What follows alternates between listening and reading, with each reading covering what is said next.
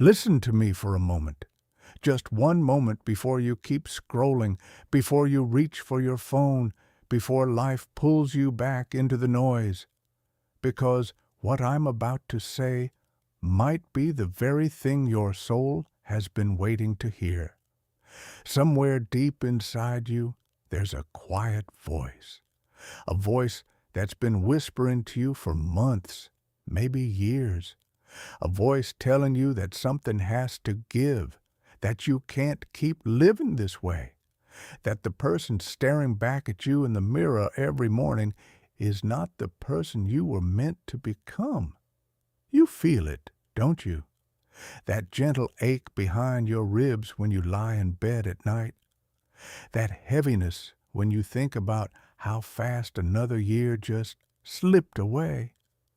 That moment when you see someone living boldly, freely, fearlessly, and a small part of you whispers, "That should have been me." My friend, I want you to know something right now. You are not broken. You are not too late. You are not beyond saving. But there is a truth you must accept if you want anything in your life to truly change. The version of you reading these words right now cannot take you where you want to go. That version has done its job. It carried you this far. It survived everything life threw at it. And for that, you owe it gratitude. But its time is over. The old you must be torn down completely, not gently, not slowly, not partially, so that something new, something stronger, something extraordinary can rise in its place. This is not a book about quick wins. This is not a list of tricks or hacks or magic morning routines that will fix your life in 7 days. I'm not going to insult your intelligence by pretending change is easy. Real change, the kind that reshapes who you are at the cellular level, is messy. It's painful. It's beautiful in ways that words can barely capture. And it requires you to be willing to walk into the fire with me, knowing that the person who walks out the other side will not be the same person who walked in. Over these next chapters, we're going to do something sacred together. We're going to look honestly at the lies you've been telling yourself. We're going to release the weight of a past that has been quietly draining your spirit. We're going to dismantle the small daily choices that have been stealing your future, one careless minute at a time. We're going to build a mind so resilient that no storm can shake it, surround you with people who actually believe in you, and create a financial foundation that gives you the freedom you've been craving. We're going to take everything that has hurt you, every betrayal, every loss, every regret, and we're going to forge it into the kind of strength most people will never know. But none of this happens by accident. And none of it happens through this book alone. It happens because you make a decision right here, right now, that the old you no longer gets to run your life, that you are done apologizing for taking up space, that you are done settling for crumbs when you were born for the whole feast. The journey starts the moment you say yes to yourself. Not tomorrow, not Monday, not when things calm down. Now. So take a breath, my friend, hold my hand metaphorically through these pages, and let's begin walking together. Because the life you've been dreaming of is waiting on the other side of who you used to be. Chapter 1. Look yourself in the eye. Can I ask you something difficult?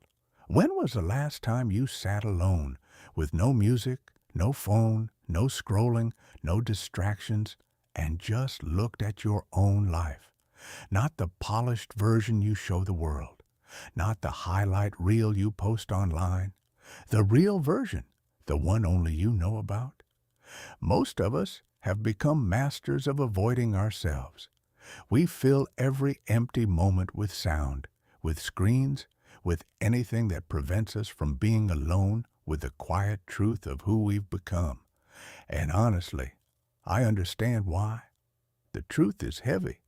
The truth doesn't care about your feelings. The truth shows up uninvited, sits across from you, and forces you to see what you've been pretending not to see for years. But here's something I learned the hard way, and I want to share it with you now because I love you too much to lie. You cannot heal what you will not look at. You cannot rebuild what you refuse to examine. And the longer you avoid your own reflection, the more power that avoidance has over your life. I want you to imagine an old lighthouse on a rocky coast. For years, no one has tended to it. The paint has peeled. The lantern at the top flickers weakly. Cracks have spread through the foundation. From a distance, it still looks like a lighthouse. But up close, anyone can see it struggling. Now imagine the keeper finally returning after all those years away. He doesn't run. He doesn't make excuses. He walks up to that lighthouse, places his hand on the cold stone, and says, "Okay, show me where it hurts." That's the moment everything begins to change. Not when he fixes it, when he sees it. You, my friend, are that lighthouse, and it's time to come home to yourself. Here's what avoiding the truth costs you. Every weakness you refuse to acknowledge grows quietly in the dark. Every fear you bury keeps making decisions for you behind your back. Every excuse you repeat becomes a wall, and one day you wake up trapped in a fortress you built yourself. The mind is incredibly creative when it comes to protecting the ego. It will invent stories, blame other people, rewrite history, anything to avoid the simple, freeing act of saying, "I see myself clearly, and I am ready to change." But the moment you stop running, the moment you sit down across from your own life and say, "Tell me everything," that's the moment your power comes flooding back. Maybe you've been hiding from the fact that you've grown lazy. Maybe you've been pretending you're not jealous of certain people in your life, when really their success exposes something painful in you. Maybe you've been calling yourself easygoing, when the truth is you're terrified of conflict. So you keep saying yes to a life you secretly hate. Maybe you've been blaming your parents, your ex, your boss, your circumstances, when somewhere underneath all of that, you know there are choices only you can make, and you've been refusing to make them. It's okay. Take a deep breath. I'm not here to shame you. I'm here to walk beside you. Because the moment you can finally say those things out loud without flinching is the moment they lose their grip on you. Honesty is not a weapon you use against yourself. It's a key that opens every door you've been pressing your face against for years. I want you to do something tonight, or right now if you can. Find a quiet space. Bring a notebook, or just your thoughts, if that's all you have. And ask yourself these questions slowly. Where in my life am I pretending to be okay? What am I afraid people would think if they really knew me? What dreams have I quietly buried because I told myself they were unrealistic? Who am I blaming for a life that only I can change? What patterns do I keep repeating no matter how many times they hurt me? Don't rush. Don't soften your answers. Don't worry about being polite to yourself. Just write what's true. This is the most private, sacred conversation you will ever have. No one will ever read it. No one needs to. This moment is just for you. And what happens in that quiet hour will shape everything that comes next. Here's the part that's going to surprise you. The truth no matter how heavy it feels at first, is medicine. It tastes bitter going down, but it heals everything it touches. Once you can finally see yourself with clear eyes, something incredible happens. The shame begins to lift. The confusion fades. You stop reacting to your life and start designing it. You realize that everything you've been running from was never as scary as you imagined.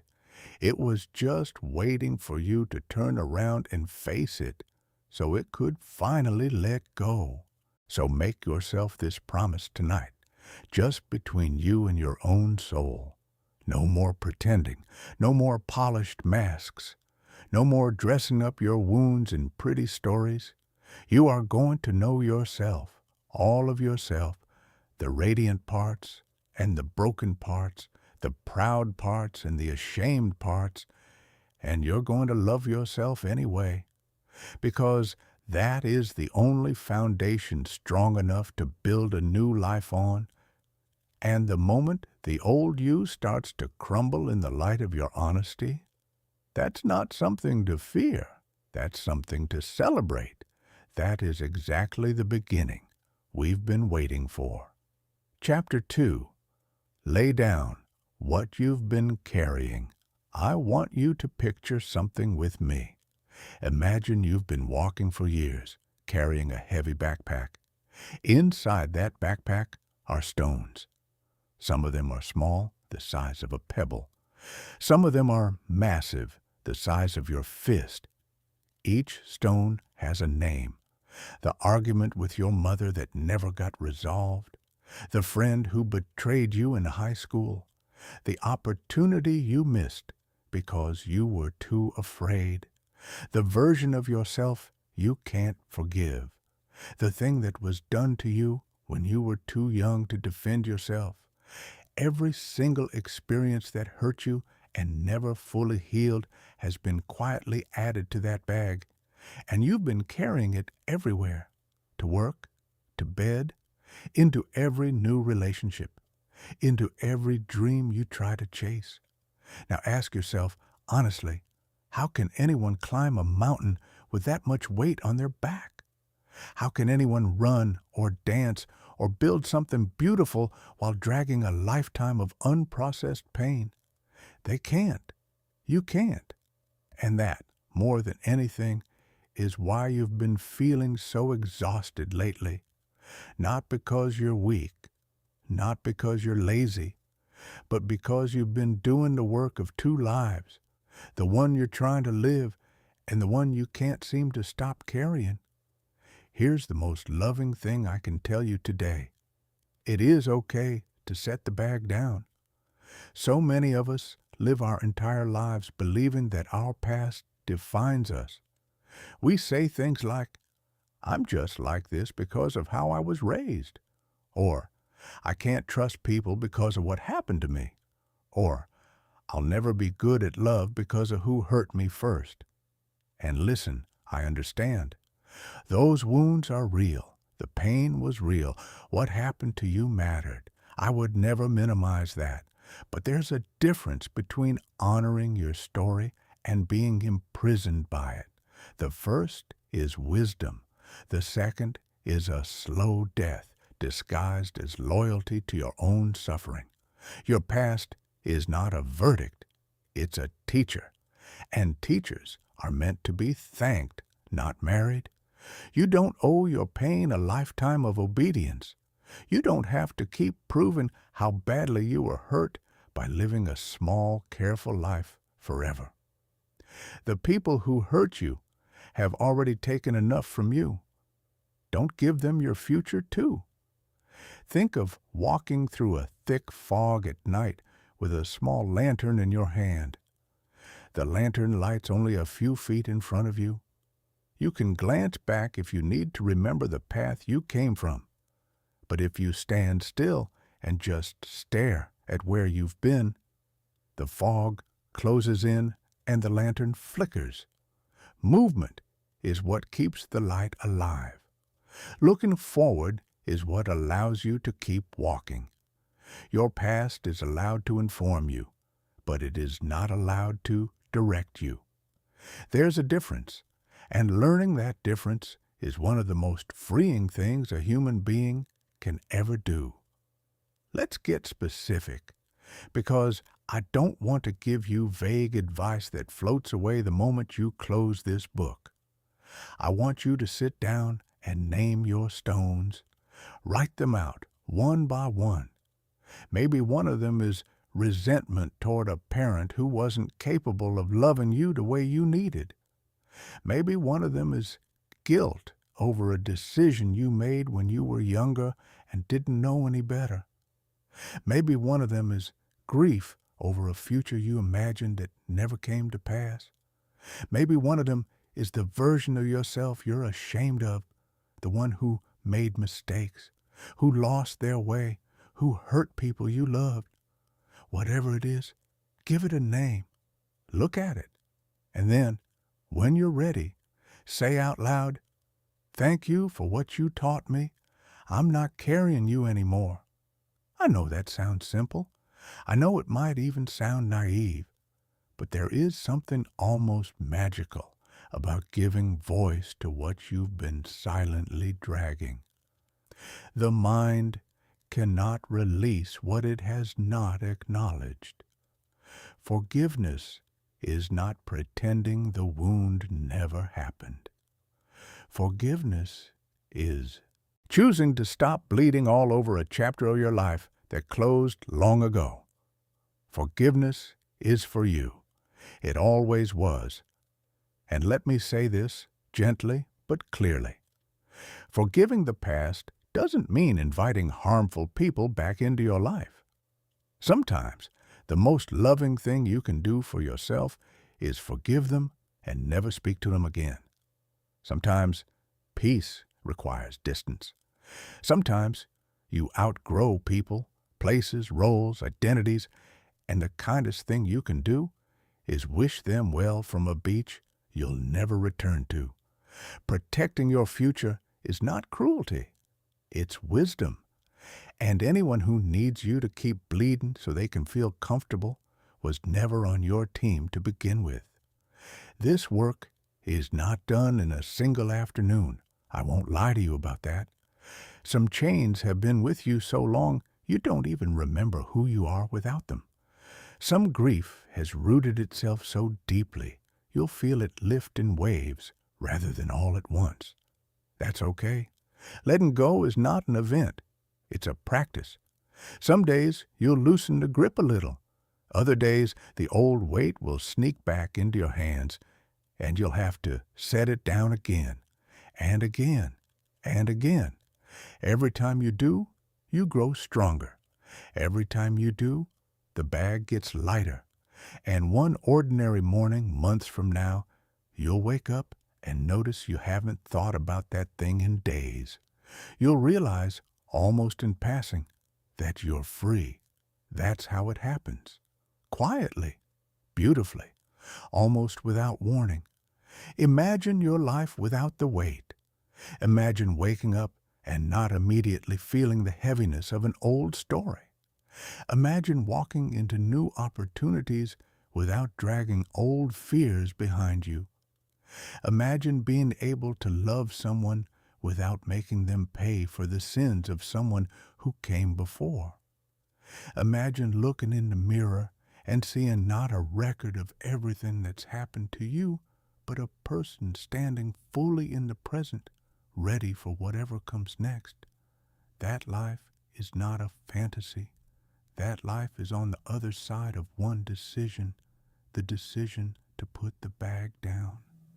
So, my friend, here's what I want you to do. Tonight, before you sleep, take one stone, just one. Name it. Speak to it. Thank it for what it taught you, even if what it taught you was simply how to survive. And then, with all the tenderness you give a child, set it down. You won't feel cured tomorrow, but something inside you will have shifted, and shifting is how mountains eventually move. You are not your past. You are not the worst thing that ever happened to you. You are not the mistakes you made when you didn't know any is still here, still breathing, still reaching, still capable of choosing again. And that, my friend, is the most powerful thing in the universe. The old you was carrying weight that was never yours to carry. The new you walks lighter, walks freer, walks home. Chapter 3. The Quiet Things That Are Stealing Your Life. Let me tell you something that took me far too long to understand. Your life is not falling apart in dramatic, cinematic moments. It's not one big disaster that's holding you back. It's the small, quiet, almost invisible choices you make every single day that nobody else sees. The 5 minutes that turn into an hour on your phone. The promise you made to yourself last Sunday that quietly disappeared by Tuesday. The workout you keep meaning to start. The book you keep meaning to read. The conversation you keep meaning to have. None of these feel like a big deal in the moment. That's the trap. That's exactly the trap. You don't drift toward a meaningful life. You drift away from one. And the current that pulls you is made entirely of small daily compromises with yourself.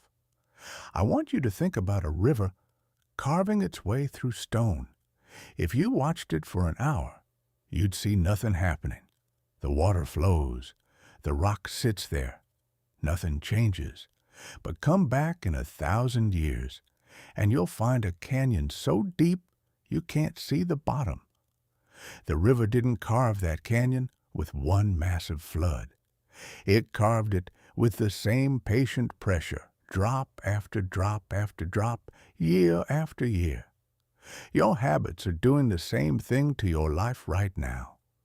The question is, what are they carving? Are they shaping you into the person you dream of becoming? Or are they slowly hollowing you out? Here's a hard truth, but I'm telling it to you because I know you can handle it. The life you're living today is the receipt of the habits you ran yesterday. Look around. Your body, your bank account, your relationships, your sense of peace or lack of it. None of it is random. None of it is bad luck. It's the honest result of repeated small actions, most of which you stopped noticing a long time ago. And if nothing changes in your daily routine, then nothing changes in your life. It really is that simple and that ruthless. So let's get honest, you and me. I want you to take a piece of paper. I know it sounds basic, but trust me on this. Write down a normal, ordinary day in your life. Not a fantasy day. Not the day you'd live if you had your act together. The actual day. From the moment your eyes open to the moment your head hits the pillow. Be specific. The first thing you reach for. The first words you speak. The first place your attention goes. How long you spend on each thing. What you eat. What you say yes to. What you say no to. How you talk to yourself when no one else is listening. Write it all down without softening it. When you finish, read it back like a stranger would, like someone you're trying to advise. Look at how that person spends their hours. Look at where their energy goes. And ask yourself, kindly but honestly, where is this life heading? Because the day you just described, repeated for 10,000 more days, becomes your one and only life. Maybe you'll see that you're spending 3 hours a night on apps that drain you and don't even leave you feeling rested. Maybe you'll see that you check your phone before you check in with yourself. Maybe you'll see that you hit snooze so many times your morning starts in panic instead of peace. Maybe you'll see that you eat without thinking, drink without noticing, work without focus, and sleep without rest. None of these are sins. None of these make you a bad person, but each one is a tiny pickaxe chipping away at the life you say you want. And awareness is the only way to put the pickaxe down. Once you can see your weak habits clearly, you have to make a real decision about them. Not a wish, not a plan to start next month. A decision. There's a difference between trying to change and deciding to change, and your nervous system knows it. When you say, "I'll try to drink less coffee," your brain hears, "We're not actually committing." When you say, "I am no longer the kind of person who drinks coffee at 6 p.m., your brain receives a directive. Identity shifts faster than behavior, and behavior follows identity like a shadow follows light. But here's something nobody tells you, so let me tell you now. Don't just remove a weak habit. Replace it. The mind hates a vacuum. If you take something out of your routine without putting something better in its place, the old habit will come crawling back through the side door, dressed in a different outfit. If you scroll for an hour before bed and you decide to stop, you have to give yourself something else for that hour. A book, a journal, a slow walk, a conversation with someone you love. A few pages written toward a dream you've been postponing. The replacement doesn't have to be heroic. It just has to be there.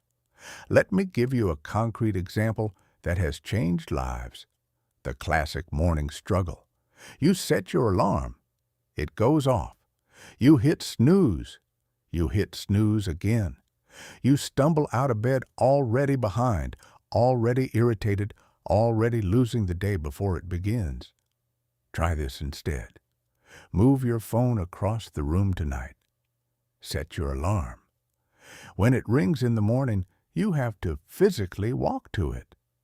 Once you're up, drink a glass of water you placed there the night before. Splash cold water on your face. Stand by the window for 60 seconds. Just 60. That's it. The whole ritual takes less than 3 minutes, but those 3 minutes become a vote for the person you're becoming. And if you do it tomorrow, and the day after, and the day after that, you will not recognize yourself in 3 months. I promise you, accountability is your secret weapon. Weak habits feed on secrecy. They love the dark. The moment you bring them into the light, they start losing their power. Tell one person you trust about the habit you're cutting. Put a sticky note on your bathroom mirror. Set a reminder on your phone with a single sentence that reminds you who you are choosing to become. Make your environment work for you instead of against you. If junk food is in the cupboard, you will eat it eventually. If your phone is your alarm, you will check social media before your eyes are even fully open.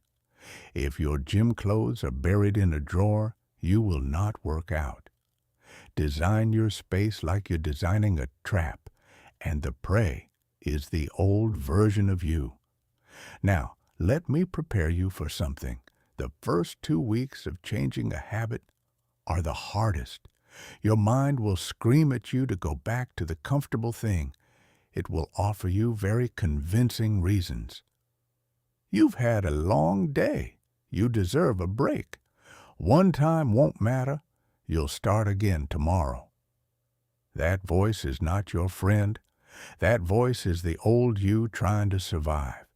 And the old you is fighting for its life right now, because somewhere deep in your nervous system, your old self knows what you're doing. You're trying to put it to rest. It will not go quietly. But here's the beautiful part. Every single time you choose the harder, better thing, even when it's small, even when no one sees it, you are casting a vote for who you are becoming. And those votes count more than you can imagine. 5 votes won't change much. 500? You become a different person.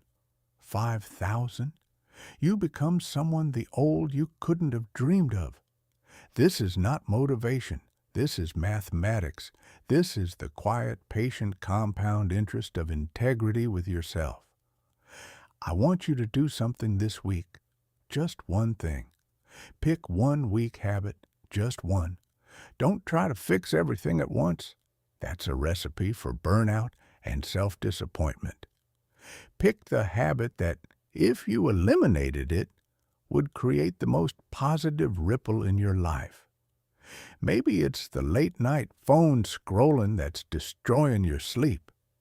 Maybe it's the hidden snacking that's draining your energy. Maybe it's the constant yes-saying that's burning you out. Pick that one.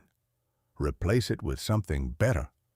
And do it for 7 days, no matter how you feel. You will not be perfect. That's not the point. The point is the showing up. The point is teaching yourself, with action, that you are someone who keeps promises to themselves now. Because every weak habit you eliminate is a small funeral for the old you. And every strong habit you build is a small birth of the new you. That's how identities are reborn, not in fireworks, in the steady, sacred, ordinary moments that nobody else will ever applaud. You're not going to wake up one day transformed. You're going to wake up one day and notice you already are. And on that morning, you'll smile, because you'll know it was the small things, the unsexy things, the choices nobody saw, that quietly built the life everyone else now envies. Chapter 4. Become the calm in your own storm. There's a kind of strength that the world needs from you now, and I want to talk to you about it heart to heart. It's not the loud kind.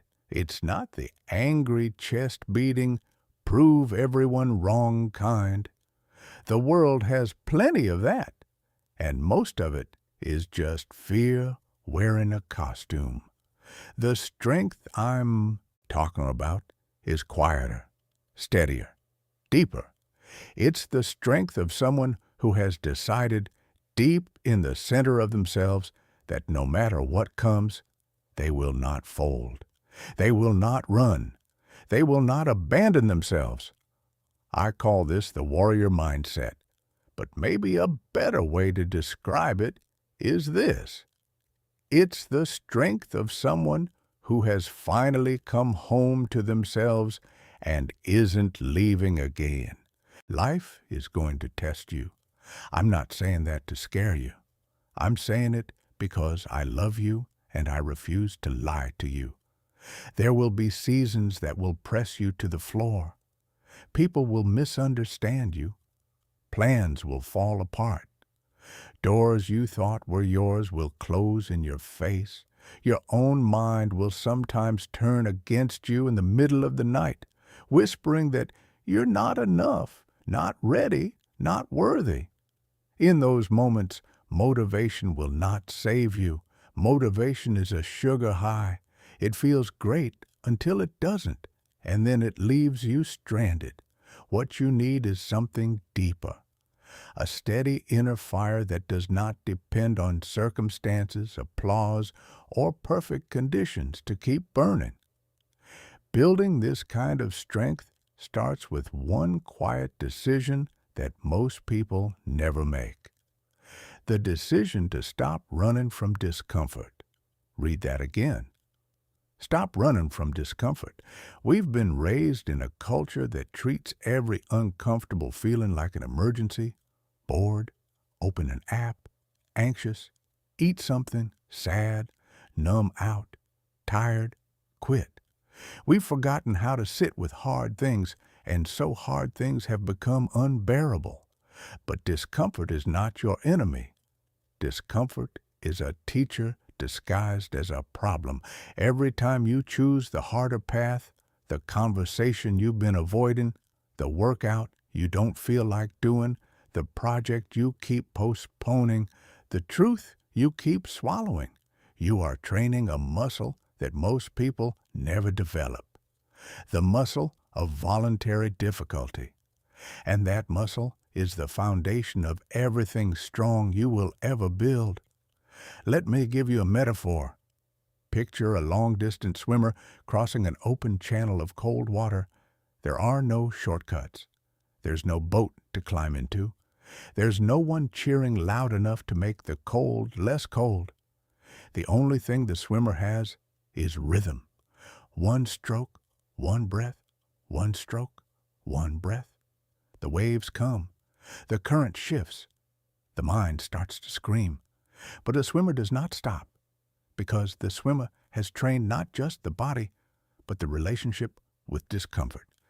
They have learned, slowly, painfully, beautifully, that they can handle more than their mind tries to convince them they can. That is the warrior mindset. Not the absence of struggle, but the willingness to keep stroking through it. You build this same strength one ordinary choice at a time. Every time you do the harder thing on purpose, you are training. When you push through one more set at the gym instead of stopping early, you are training.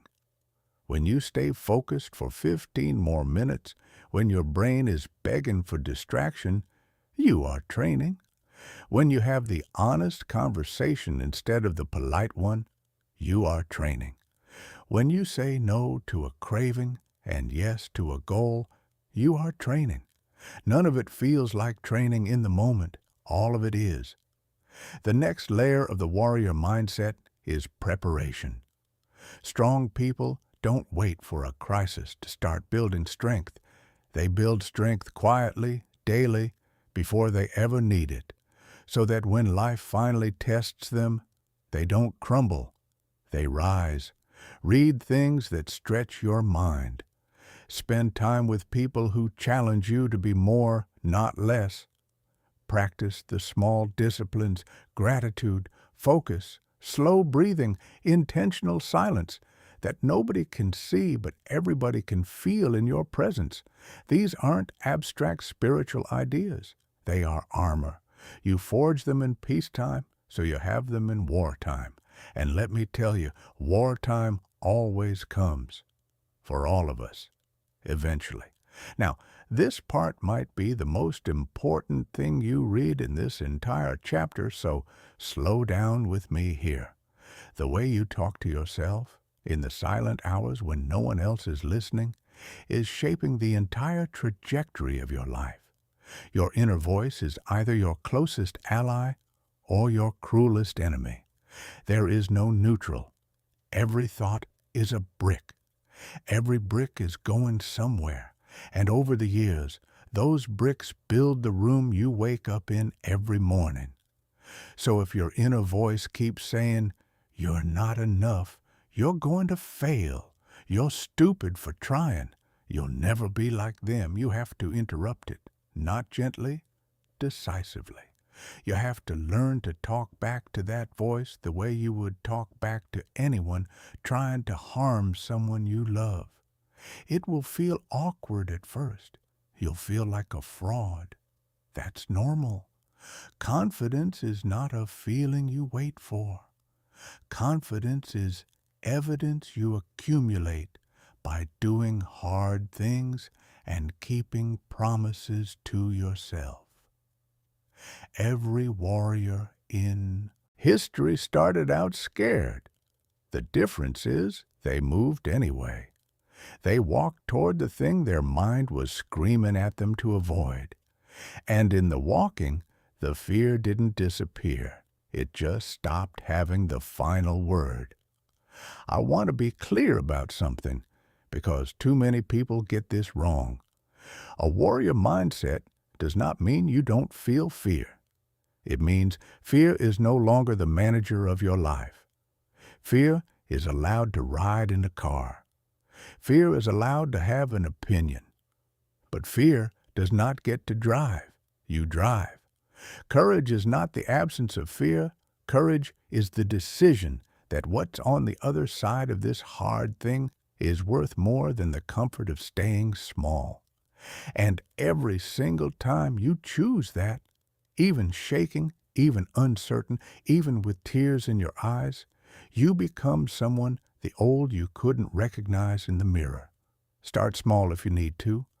The mind cannot leap from couch potato to mountain climber overnight, and you don't have to. Set one difficult challenge for yourself today. Just one. Maybe it's waking up an hour earlier and doing something with that hour that nourishes you. Maybe it's making the phone call you've been putting off for 3 months. Maybe it's saying no to a person who has gotten too comfortable saying yes for you. Maybe it's looking yourself in the eye in the mirror and saying out loud, "I'm not giving up on you." Whatever it is, do the thing, and then tomorrow do another one. The wins stack, the strength builds, the identity shifts. Slowly at first, and then suddenly all at once. Here's another piece that will save you so much suffering. Warriors do not waste their energy on what they cannot control. You cannot control the weather. You cannot control what other people think of you.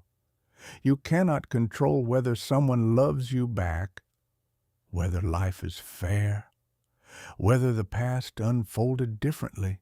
The faster you accept this, the lighter you become. What you can control is your effort, your attitude, your boundaries, your response, your daily actions. That's your kingdom. Govern that kingdom well and stop trying to invade lands that were never yours to rule.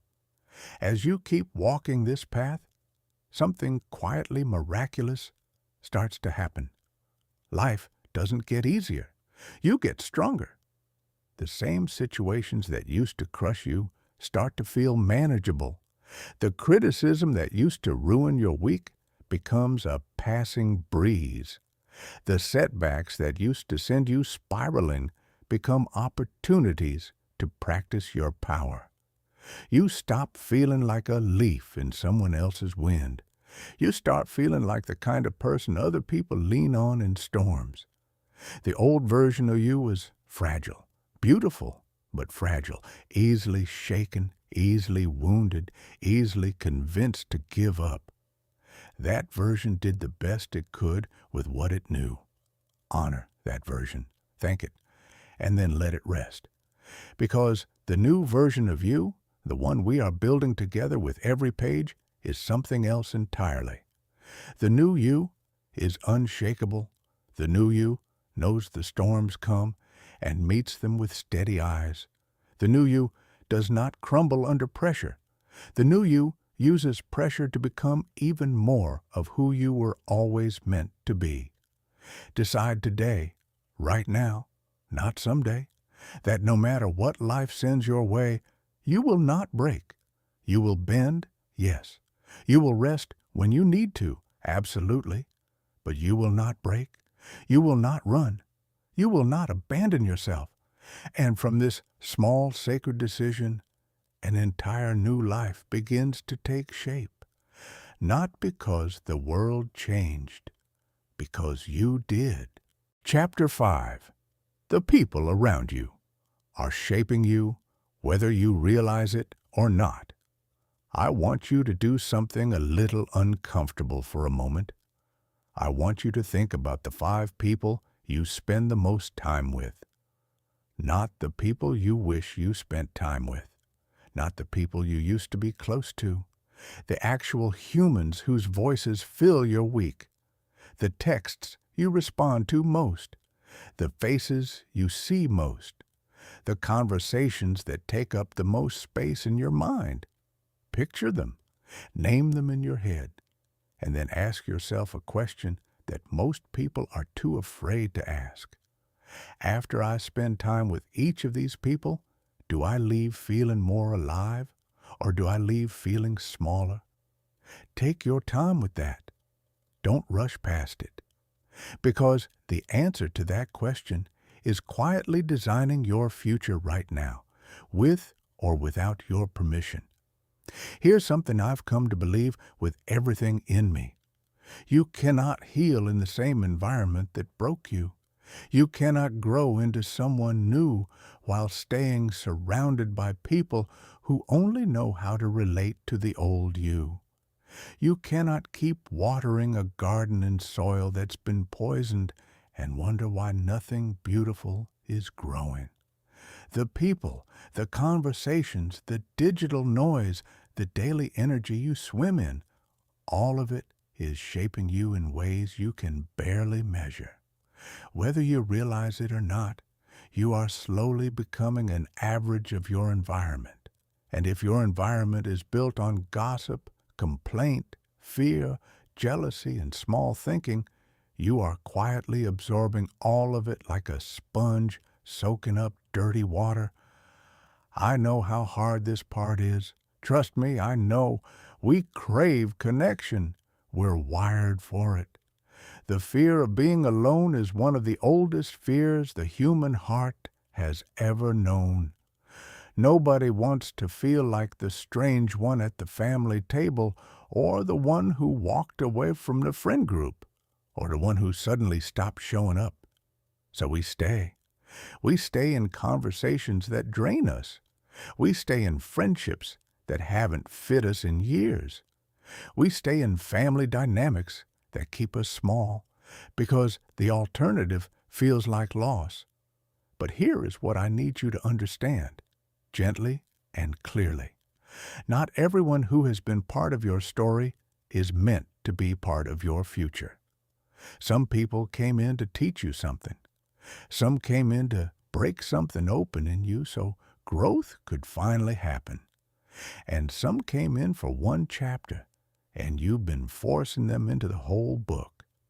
You are allowed to outgrow people. You are allowed to outgrow people you love. You are allowed to outgrow people you grew up with.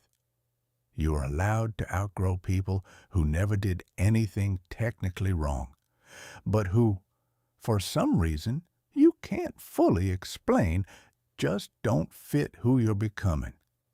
None of that makes you a bad person. It makes you an honest one. Toxic influences are rarely loud monsters. That's the dangerous part. If they were obvious villains, you would have walked away years ago. The truly damaging ones are subtle. They wear the costumes of friend, partner, sibling, cousin, co-worker, mentor. On the surface, they seem to care. They show up sometimes. They remember your birthday. But underneath, the pattern tells a different story. They subtly mock the dreams you mention. They go quiet when something good happens to you. They get loud when something bad happens to you. They compete instead of celebrate. They keep you boxed into the version of yourself they got comfortable with, because if you change, they'll have to look in their own mirror, and they're not ready for that. So they whisper doubts. They make jokes that aren't really jokes. They withdraw their warmth the moment you start to rise. And little by little, you start to dim yourself just to keep the room comfortable. Stop. Please, don't shrink to fit a room you've outgrown. There's a metaphor I want to share with you, and I hope it stays with you long after you finish this book.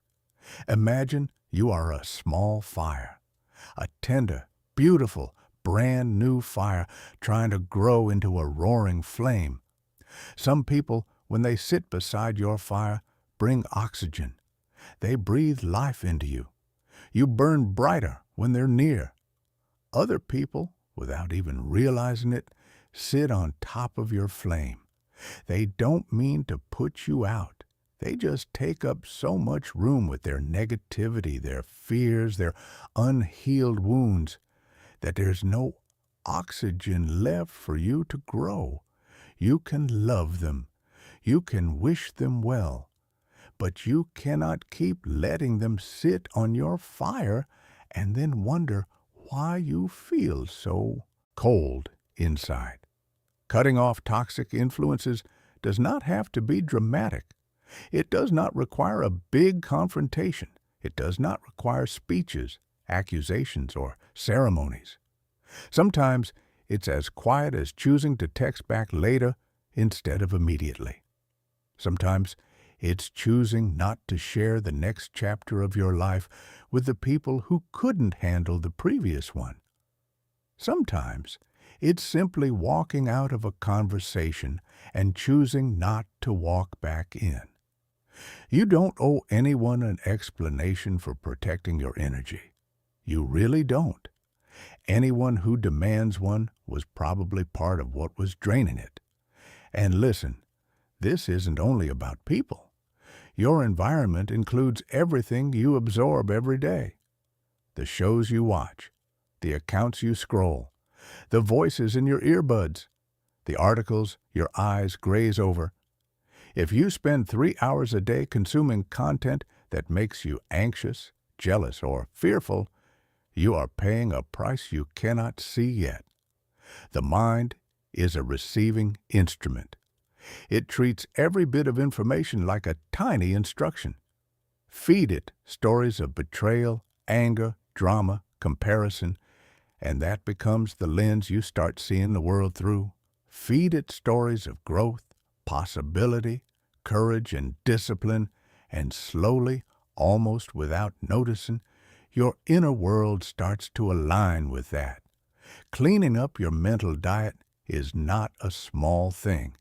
It's one of the most powerful upgrades you can ever make, and it costs you nothing but the willingness to be honest about what you're feeding yourself.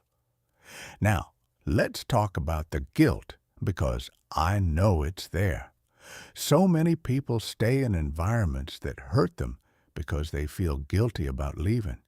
They tell themselves, "But this is family," or "We've been friends for 15 years," or "She was there for me when no one else was." And those stories matter. They do. Loyalty is one of the most beautiful traits a human being can have. But loyalty has to flow both ways, or it isn't loyalty. It's captivity.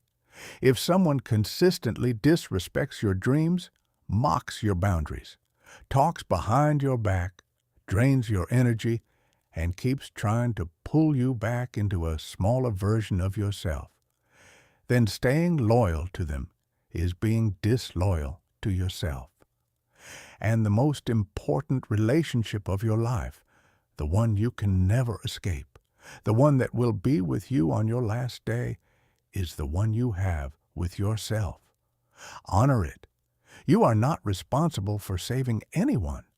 Read that one again, slowly. You are not responsible for saving anyone. You can love them. You can pray for them. You can wish them well from a distance. You can leave the door open without sitting in the doorway your whole life. Sometimes the most loving thing you can do for someone is to walk away and become the example they need. Some people will only learn what's possible by watching someone they used to dismiss become someone they have to respect. Yes, there will be loneliness in this season. I won't pretend otherwise. Growth often feels lonely at first because you're outgrowing the place that used to feel like home, and you haven't yet arrived at the new home being built for you. But that loneliness is a temporary tunnel, not a permanent room. The damage of staying in toxic places is permanent. The discomfort of leaving is temporary. Choose the temporary discomfort always, always, always. Here's a practical step you can take this week. Make a quiet list just for you. The 5 people you spend the most time with. Next to each name, write 2 things. How do I feel before I see them? How do I feel after I leave them? Be honest. Don't soften it to protect their feelings. They will never see this list. This is your soul's report card on your environment. And then ask, gently, who needs more of my time and who needs less? You don't have to act dramatically. You just have to start adjusting the dial. More time with the ones who breathe life into your fire. Less time with the ones who keep sitting on it. Let me leave you with this. The old you stayed in places that drained you because you were afraid of what would happen if you left. The new you understands that staying somewhere that's slowly killing your spirit is the actual danger. Walking away is not the loss. Staying is. The old you accepted whatever scraps of attention were available. The new you knows your peace is more valuable than other people's comfort. So protect your fire, protect your time, protect your dreams, protect the version of you that is finally rising. Because once you do, the right people, the soul-feeding people, the ones who clap when you win and pull you up when you fall, they will start finding their way to you. They've been waiting for you to make room. Chapter 6. The Quiet Power That Changes Everything. There's one inner skill that, if you build it, will quietly transform every other part of your life. Without it, every dream you chase will eventually leak out through the cracks of your impulses. With it, you become almost unstoppable. I'm talking about self-mastery, the ability to choose the action that serves your long game, even when every part of you is screaming for the comfortable, immediate thing. It's not glamorous, it's not loud, but it is, without exaggeration, the difference between people who keep building lives they love and people who keep starting over with the same regrets. Let me ask you something honestly. How many times have you set a goal you genuinely cared about, only to watch yourself sabotage it within days? Not because the goal was wrong, not because life suddenly became impossible, but because, in some quiet moment, your impulses won, the phone won, the snack won, the Netflix episode won, the bed won, the familiar argument won, the old version of you, the one that lives off short-term feel-good hits, took the wheel again, and you watched yourself drive past your dream like it was just another billboard on the side of the road. If that's been your story, please don't be hard on yourself. You are not weak. You are not broken. You are simply living in a world that has been engineered deliberately and brilliantly to hijack your attention every minute of every day. Apps are designed by neuroscientists to keep you scrolling. Foods are engineered in laboratories to override your fullness signals. Entertainment is calibrated to keep you watching one more episode. The world is not neutral. It is competing for your nervous system, and most people lose this fight without ever realizing they were in one. So this is not a chapter about willpower. Willpower alone will fail you every time. This is a chapter about something much more important: awareness, design, identity, the three quiet pillars of someone who can no longer be controlled by their impulses. Let's start with awareness, because everything begins there. You cannot master what you cannot see. Most impulses run on autopilot. You don't decide to grab the phone. Your hand is already there. You don't decide to open the fridge. You're already standing in front of it. You don't decide to start the argument. The words are already leaving your mouth. The first act of self-mastery is slowing down enough to actually witness the moment between trigger and reaction, to notice the small wave of feeling that comes before the action, to name it: tiredness, loneliness, boredom, anxiety, stress. The impulse is rarely about what you think it's about. The phone is rarely about the phone. The food is rarely about hunger. The fight is rarely about what was just said.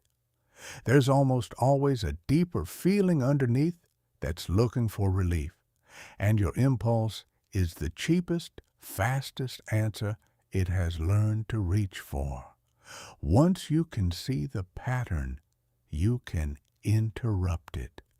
Here is the simplest, most life-changing tool I can offer you: the pause. When you feel impulse rise, do not wrestle it. Wrestling makes it stronger. Just pause. Take one slow, full breath. Count to 5. That's it. In that tiny pocket of time, something extraordinary becomes possible. Choice. Most of life is lost in the half-second between feeling and reaction, where there is no choice, only habit. The pause inserts space. The space inserts choice. The choice inserts power. You may still go ahead and do the impulsive thing, and that's okay. But sometimes, just sometimes, you'll choose differently. And those small different choices repeated over months completely rewire who you are. This is not theory. This is how every disciplined person you've ever admired actually built their inner life. One pause at a time. Now let's talk about design, because I don't want you carrying the weight of this alone.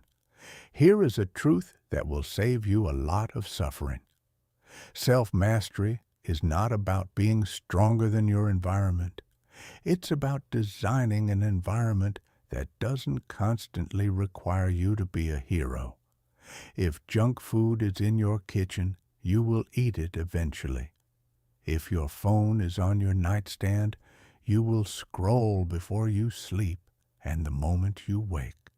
If your gym bag is in the bottom of a closet, you will not work out. If your goal is buried under 50 notifications, it will not survive. Strong people are not strong because they fight harder. They are strong because they have set up their lives in a way that the right choice is the easy choice. Design your day so that doing the harmful thing is harder than doing the helpful thing. Move temptation farther away. Move your tools closer. Make your phone harder to reach. Make your water bottle impossible to miss. Make your books visible. Make your distractions inconvenient. You are not cheating by setting up your environment. You are being wise. You are recognizing that future you, in a tired, stressed, late-night moment, is not always going to win a fair fight with present you. So tilt the field in your favor while you have the clarity to do it.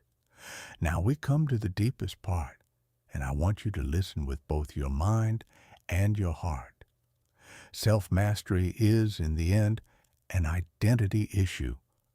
Most people fail at change because they keep trying to change their behavior without changing the story they tell themselves about who they are. They say, "I'm trying to eat better," but underneath, they still see themselves as a person who loves junk food and is barely resisting it. So every choice becomes a battle, and eventually they get tired and lose. The deeper, more powerful move is to shift the identity itself. Instead of, "I'm trying not to drink tonight," it becomes, "I don't drink anymore. That's not who I am now." Instead of, "I'm trying to stop scrolling so much," it becomes, "I'm someone who protects my mind. Mindless scrolling isn't who I am anymore." The behavior follows the identity, not the other way around. When you change the story of who you are, the impulses lose their grip on you because they no longer match the person you've decided to be. Picture self-mastery like a sculptor with a block of marble. The sculptor doesn't add anything.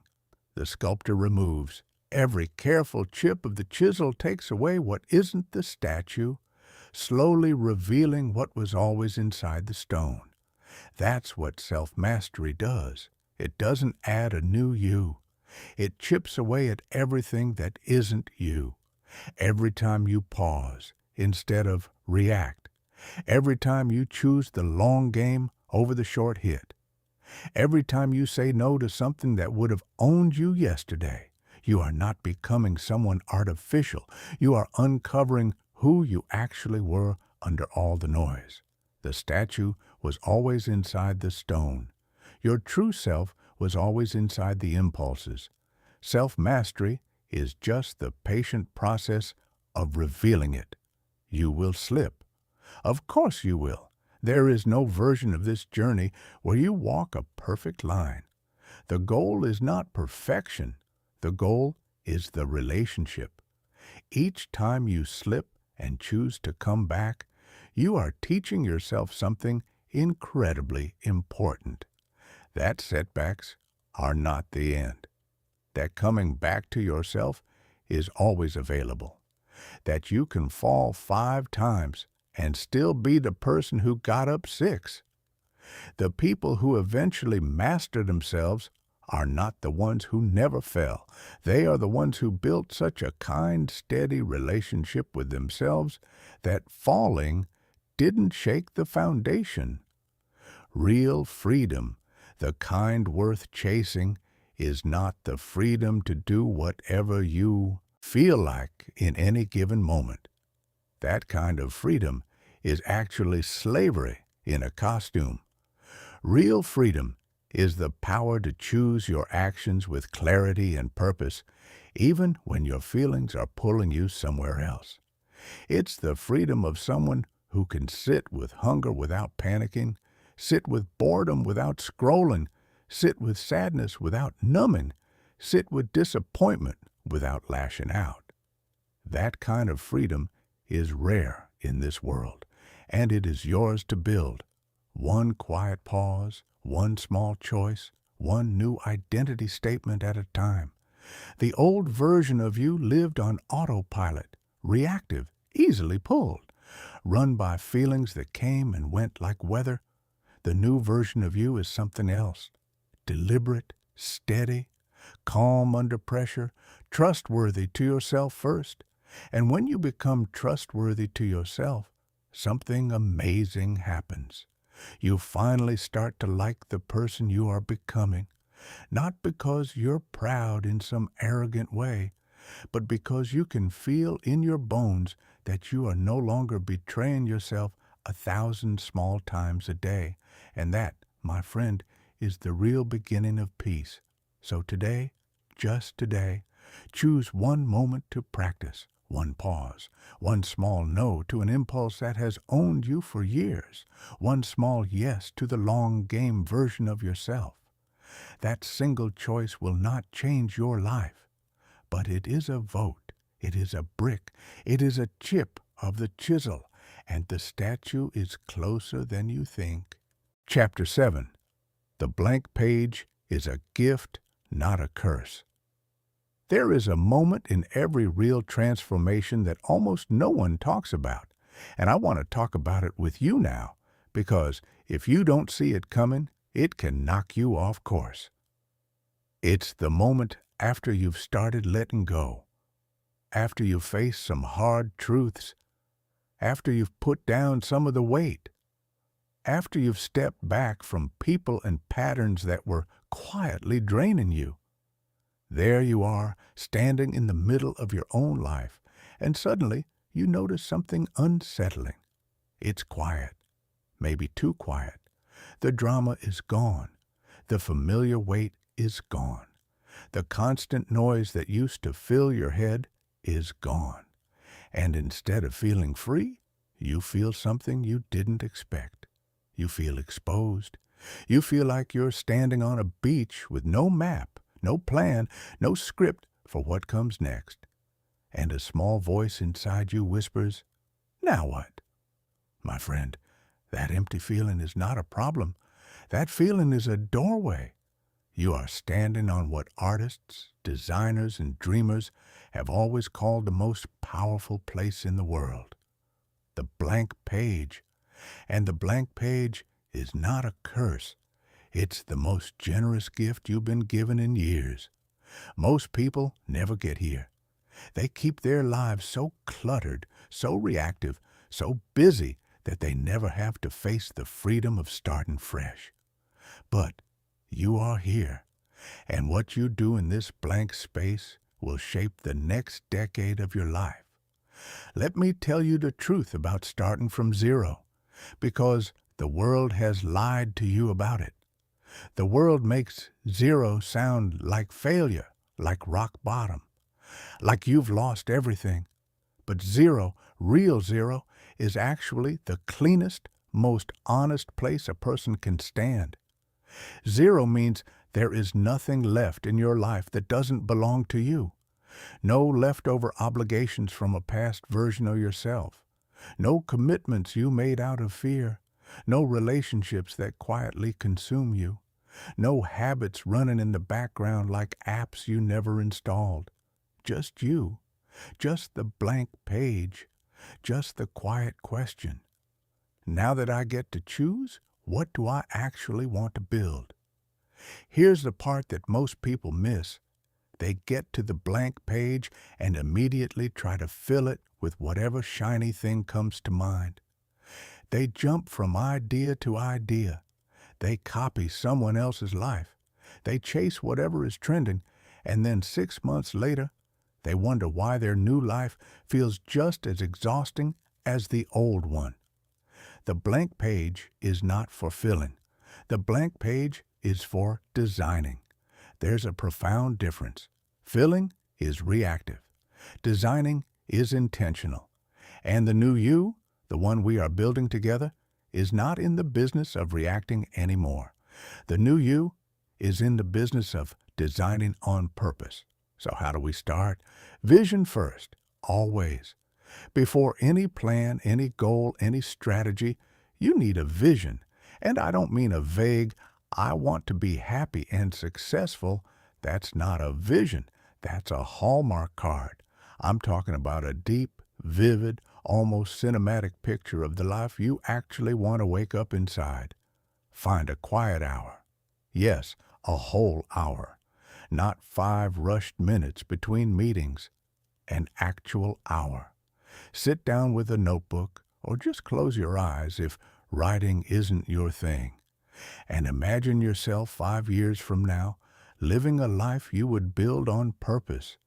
Don't filter it. Don't judge it for being unrealistic. Don't worry yet about how it will happen. Just see it. What does the morning look like? Where do you wake up? Whose breath is next to you, or is it just you in the soft morning light? What's the first thing you do? What's the texture of the sheets, the smell of the air, the temperature in the room? Walk yourself slowly through the day. What kind of work are you doing, and how does it feel inside your chest while you do it? Who are the people you spend time with, and what does it feel like to be loved by them? What does your body feel like? Strong, rested, at peace? What's the slow rhythm of your evenings? What kind of conversations do you have at the end of the day? When you finally lie down at night, what is the feeling that fills you? Is it satisfaction? Is it gratitude? Is it the quiet pride of someone who is finally living a life that fits them? Be detailed. Detail is everything. The clearer you can see it, the more your subconscious starts working on it. Most dreams die not because they were too big, but because they were too vague. Vague dreams cannot recruit your nervous system. Specific dreams can. Specific dreams turn into specific decisions. Specific decisions turn into specific actions. Specific actions become a life. Now that you have a vision, you need a compass, and your compass is your values. Most people have never sat down and decided what they actually value. They've just absorbed their values from family, culture, social media, and old relationships. So they wander through life feeling unsure why every successful choice still leaves them empty. Here's the secret. If your goals are not aligned with your real values, achieving them will feel like winning the wrong prize. So pause and ask yourself deeply, What truly matters to me? Is it freedom? Is it creativity? Is it depth in relationships? Is it peace? Is it growth? Is it integrity? Is it the ability to take care of the people you love? Pick 3 to 5 values that feel non-negotiable, the kind of values you'd protect even if no one else understood them. Those values are your compass. From now on, every decision you make gets filtered through them. If something honors your values, it stays. If something violates them, it leaves. No more apologies. No more guilt. The compass is doing the work. After vision and values, you need structure. Big dreams without structure become beautiful daydreams that quietly evaporate. Structure is the bridge between the vision in your mind and the life on the ground. Take your vision and break it down into a few core goals for the next year. Just a few, not 20, 3 to 5. Then break each of those into smaller goals for the next 90 days. Then break each of those into actions for the next week. The goal is not complexity. The goal is clarity. When you wake up tomorrow morning, you should know exactly what to do, not because you're a robot, but because past you, the wise, intentional version, already mapped it out. Here is one of the most powerful filters I have ever discovered, and I want to give it to you now. As you design your life, stop and ask this question about everything in it. If I were starting from zero today, with no history and no obligations, would I choose this? Apply it everywhere. Your job, your routines, your friendships, your weekend habits, your spending, the way you spend your evenings, the apps on your phone, the food in your fridge. If the answer is yes, beautiful. Keep it. If the answer is no, that's information you cannot ignore.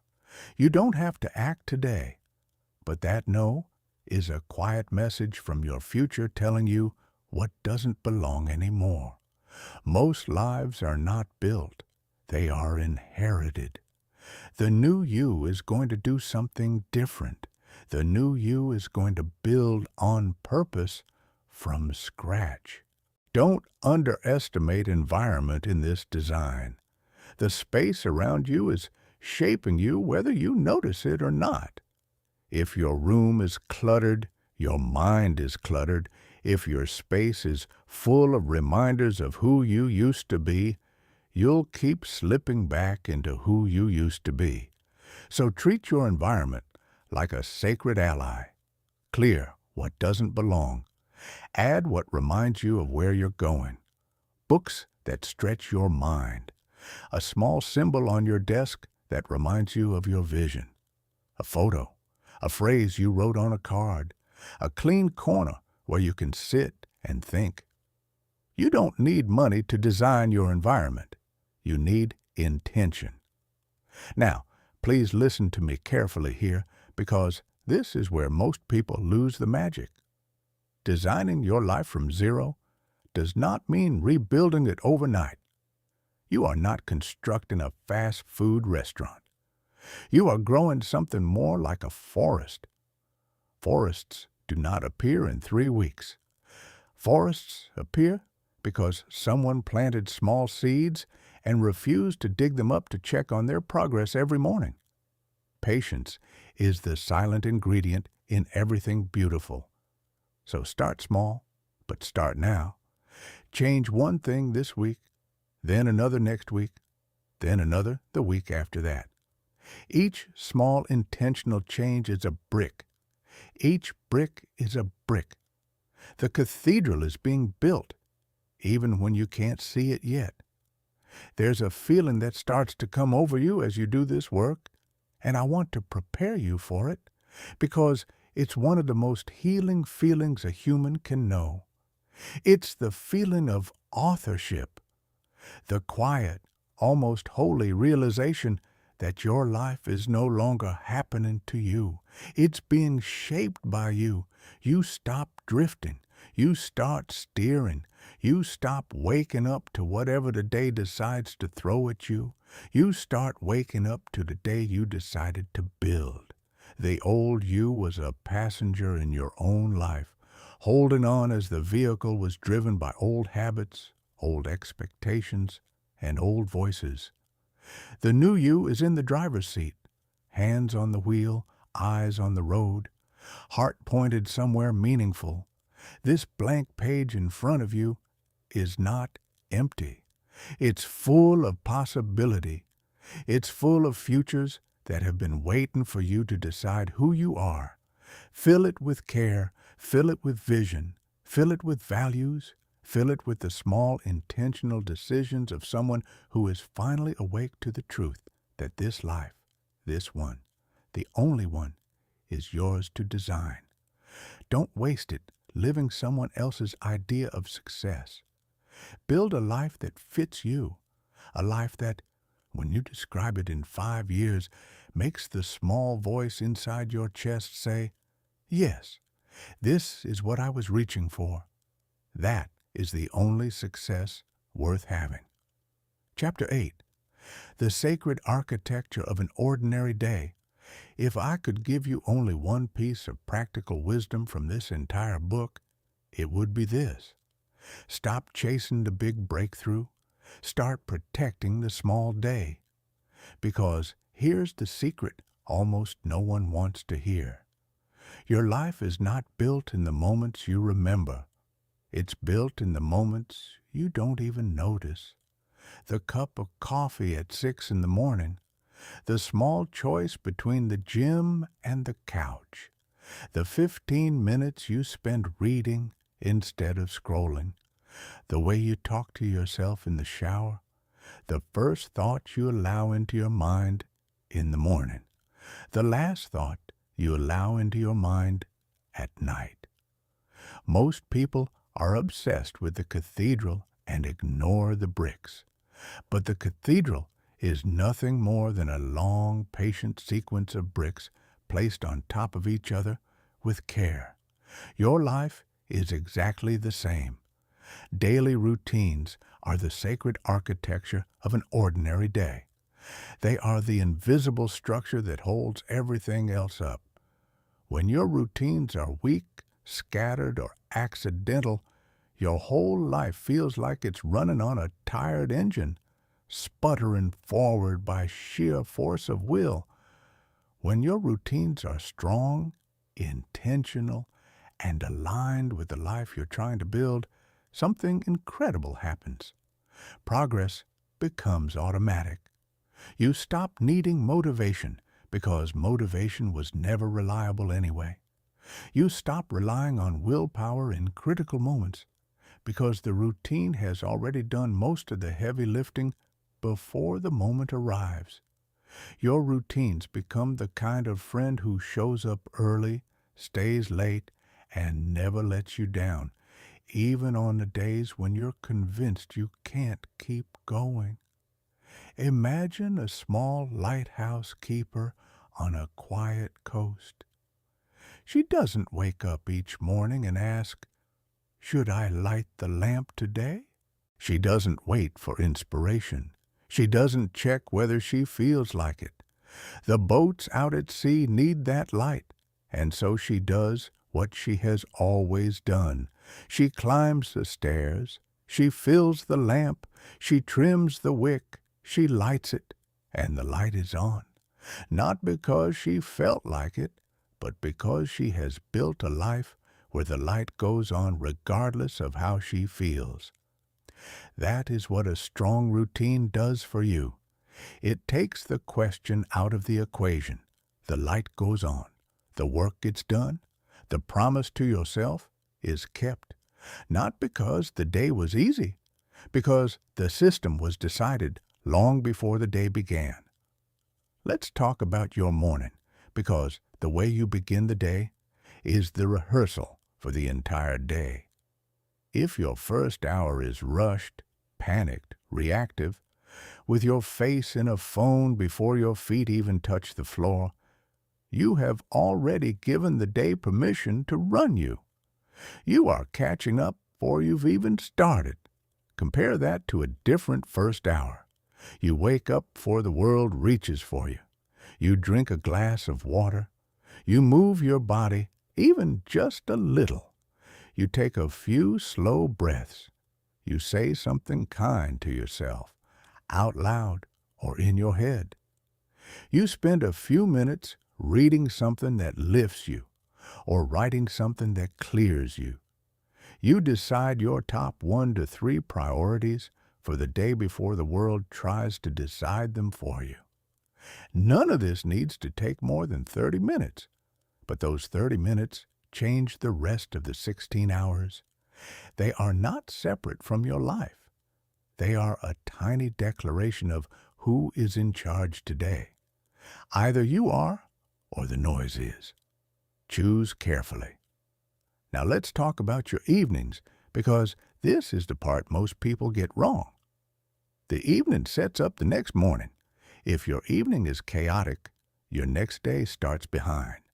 If your evening is intentional, your next day starts ahead. So consider this. What if you stopped scrolling 30 minutes earlier than you currently do? What if you wrote down tomorrow's 3 priorities before you went to sleep, so your subconscious had something meaningful to work on overnight? What if you took 10 minutes to reflect on your day, not to criticize yourself, but to celebrate one small win and gently acknowledge one small lesson? What if you gave yourself the gift of a slower, calmer wind down, the way you'd help a tired child fall asleep? Your nervous system is a child sometimes. It needs to be put down gently, not crashed into bed after hours of overstimulation. Treat it with the same care you give a loved one and watch how differently you feel in the morning. Here is the rule I want you to write somewhere visible. Simplicity is what makes a routine survive. People design these elaborate 20-step morning routines on social media that look beautiful and last about 6 days. Don't fall for it. Pick 2 or 3 core actions and master those. That's it. Start there. Master is the key word. Once those 2 or 3 actions become as automatic as brushing your teeth, then, and only then, do you add the next layer. You are not building a list. You are building an identity. The identity of someone who keeps small promises to themselves every single day. That identity is worth more than any complicated system you could ever copy from someone else's life. Here's something that took me years to learn. Discipline is just love for your future self. Every time you do the routine when you don't feel like it, you are loving the version of you that's going to wake up tomorrow. You are choosing them over your tired present self. You are saying, I know you don't want to do this right now, but the person you are becoming needs you to. So let's go. That kind of self-love is rare. It doesn't get celebrated on social media. It doesn't have a hashtag. It happens in the quiet hours when no one is watching.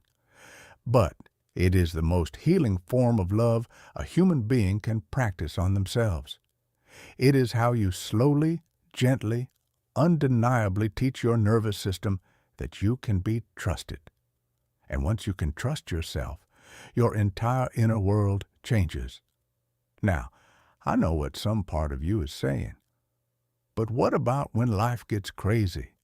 What about when something goes wrong? What about when I'm exhausted, sick, traveling, overwhelmed? That's where strong routines truly prove themselves. They are anchors. When everything else gets stormy, the routine is the place you come back to. You may not do the full version. That's okay. Even a tiny version of your routine on the worst day is a way of telling yourself, I haven't abandoned us. I'm still here. Missing one day will not destroy you. Missing too many in a row will. So protect the chain. Treat it like something sacred, because it is. I want you to track your routines. Write them down somewhere you can see them. Check them off each day. Watch the streak grow. There is something almost addictive in the best way about watching your own consistency build before your eyes. It is the most honest mirror you can hold up to yourself. The streak doesn't lie. The streak doesn't flatter. The streak just shows you gently who you are choosing to be, one day at a time. And on the days when motivation has left the room entirely, the streak will become the friend that whispers, "Don't break me, not today." Let me say something to you that I wish someone had said to me earlier. The unsexy daily routine is the most powerful thing in your life, and almost no one ever talks about it that way. Everyone wants to talk about the moment of glory, the viral moment, the big check, the breakthrough. But every single one of those moments in every life that has ever moved someone was built on top of thousands of unwitnessed, ordinary, boring days. The runner who breaks the world record was not built on race day. The runner was built on the cold, quiet mornings when no one was clapping and the alarm went off in the dark. The author whose book changed your life was not built in the moment the book came out. The author was built at 5 in the morning at a kitchen table, writing one slow page at a time. Greatness is hidden inside ordinary days. So stop waiting for a special moment to start. The ordinary day is the moment. Here is your gentle challenge. Today, design one small morning routine and one small evening routine. Keep them tiny, embarrassingly tiny if you have to. 3 things in the morning, 3 things in the evening. Decide what they are right now. Write them down. Then commit to doing them in some form for the next 30 days. Even on the bad days. Especially on the bad days. The bad days are where the real identity is forged. The old you waited for motivation to show up. The old you let the day run you instead of running the day. The new you is different. The new you understands that the rhythm of your days is, quietly, the rhythm of your life. The new you protects the morning, honors the evening, trusts the quiet repetition, and one ordinary day at a time, build something that the loud world will eventually notice. Not because you got lucky, because you were faithful in the smallest places when no one was watching but you. And that, my friend, is how a life gets built. Brick by sacred brick. Chapter 9. Become someone the world cannot easily replace. I want to have an honest conversation with you about something most people are afraid to talk about. Your value in this world. Not your value as a human being. That part is already settled. You were born worthy of love and dignity, and nothing can take that away. I'm talking about something different. Your value in the marketplace. Your value in your craft. Your value in the eyes of the world that is constantly deciding who to hire, who to trust, who to pay, who to listen to, who to rely on. And here's the part nobody wants to say out loud, but I will say it because pretending otherwise will cost you years. The world is, in many ways, a quiet exchange. Skill flows out of you. Opportunity flows back. The more rare and useful what flows out of you is, the more abundantly opportunity flows back in. If you are easily replaced, life will treat you that way. That's not cruelty. That's just the nature of what happens when the supply of what you offer is greater than the demand for it. But the moment you decide, with everything in you, to become rare in some specific way, the entire game shifts. Doors that were closed open. People who didn't return your messages start chasing you. Compensation, respect, and freedom start finding their way to you almost without effort. Why? Because the world doesn't pay you for your hours. The world pays you for the difficulty of replacing you, and that is something you can absolutely build on purpose, starting now. Most people, and I say this gently, never figure this out. They live their entire careers trading time for money, hoping someone will notice them, hoping a raise will come, hoping things will get better. They keep depositing the same level of skill into the world for 30 years and wonder why the harvest never gets bigger. Hope is not a strategy. Skill is. The most reliable source of freedom in this world, more than luck, more than connections, more than family money, is the patient development of skills that very few people are willing to develop. Hard skills, soft skills, strange combinations of skills that no one else has put together quite the way you can. That is the asset nobody can take from you. Houses can be lost. Jobs can disappear. Markets can crash. But what you have built into your own mind and hands is yours forever, and it travels everywhere you go. So how do you start? You start with honest self-inquiry, not the polite kind, the deep kind. What are you naturally drawn to that other people seem to find difficult?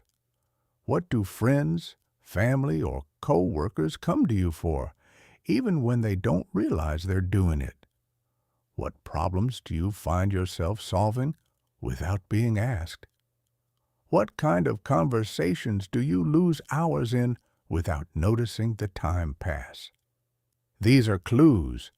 The world has been quietly handing you data about your unique gifts your entire life. But most people are too busy to read the messages. Now hold those clues in one hand and ask the second question. Where in the world is there real, paying, growing demand for what I'm naturally good at? This is the magic intersection. What you love doing meets what the world is willing to invest in. That is the place to plant your flag. Maybe you have always loved telling stories, and the world is starving for great storytellers, content creators, copywriters, marketers, script writers. Maybe you are quietly fascinated by how systems work, and the world will pay almost anything for someone who can build, fix, or design the systems that hold modern life together. Maybe you have a way with people, the rare ability to make others feel seen, and the world desperately needs leaders, coaches, salespeople, and connectors who actually care. The intersection exists. It always exists. You just have to be honest enough with yourself to find it. Once you have located it, here is the part that separates almost everyone from the few. Commit to mastery, not dabbling. The world is full of people who know a little about a lot of things. The world is starving for people who have gone deep, deeply deep into one or two things. Depth creates rarity. Rarity creates value. Value creates options. Options create freedom. Most people stay shallow because depth requires patience, and patience is the rarest currency in a world built for instant gratification. They jump from idea to idea, course to course, business to business, and after 5 years, they are 5 years older with the same scattered skill set. Don't be that person. Pick something. Go deep. Stay there until you become someone people whisper about. Mastery is built through what some call deliberate practice. It is not just doing the thing for a long time. It is doing the thing in a focused, intentional, often uncomfortable way, with feedback, with reflection, with the willingness to look honestly at what you're not yet good at. It is showing up on the days when you don't want to. It is reviewing your work when reviewing your work feels embarrassing. It is being a beginner over and over again at deeper levels of your craft, even after you thought you were past that. Mastery is not a peak you reach. It is a relationship you keep returning to, and every time you return, you go a little deeper, and the gap between you and the casual version of yourself grows wider. I want you to think of your skill development like climbing a long spiral staircase inside an old stone tower. Each turn looks like the one before it. The view doesn't change much for a long time. There are moments when you feel like you're walking in circles, going nowhere, but every quiet step is taking you higher. And then, one ordinary day, you reach a window you didn't even know was up there, and suddenly you can see for miles. People at the bottom can't even imagine the view you have now. They didn't see the staircase. They didn't take the steps. That's why so few people get there. Not because the staircase is impossible, because most people quit on the part where the view doesn't seem to change. Here's something we have to talk about, because most people get this wrong. Don't only focus on hard skills. Soft skills are the silent multiplier on everything you build. You can be the most technically brilliant person in your field, but if you cannot communicate, cannot listen, cannot lead, cannot stay calm under pressure, cannot have hard conversations with kindness, your value will always be capped. The most successful people I have ever observed are not necessarily the most technically gifted. They are the ones who have combined real expertise with real humanity. Learn to write clearly. Learn to speak with presence. Learn to listen so deeply that people feel met when they're around you. Learn to give and receive feedback without your ego catching fire. These are not extra skills. These are the skills that decide who actually gets the opportunities, who keeps the relationships, and who builds the kind of life that has both success and connection in it. Now please hear this carefully, because it changes everything.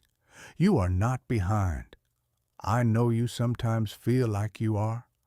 I know there are moments when you scroll past someone 5 years younger than you with a life that looks 10 years ahead of yours, and you feel that quiet ache in your chest. I have felt it too. It's human. But that comparison is a lie. You are not behind. You are exactly where the work begins. Every master in every field was once exactly where you are right now, looking at someone further along and quietly wondering if they had what it took. The only difference between them and the people who never made it is that they stopped comparing and started practicing. The clock is going to keep moving forward whether you build skills or not.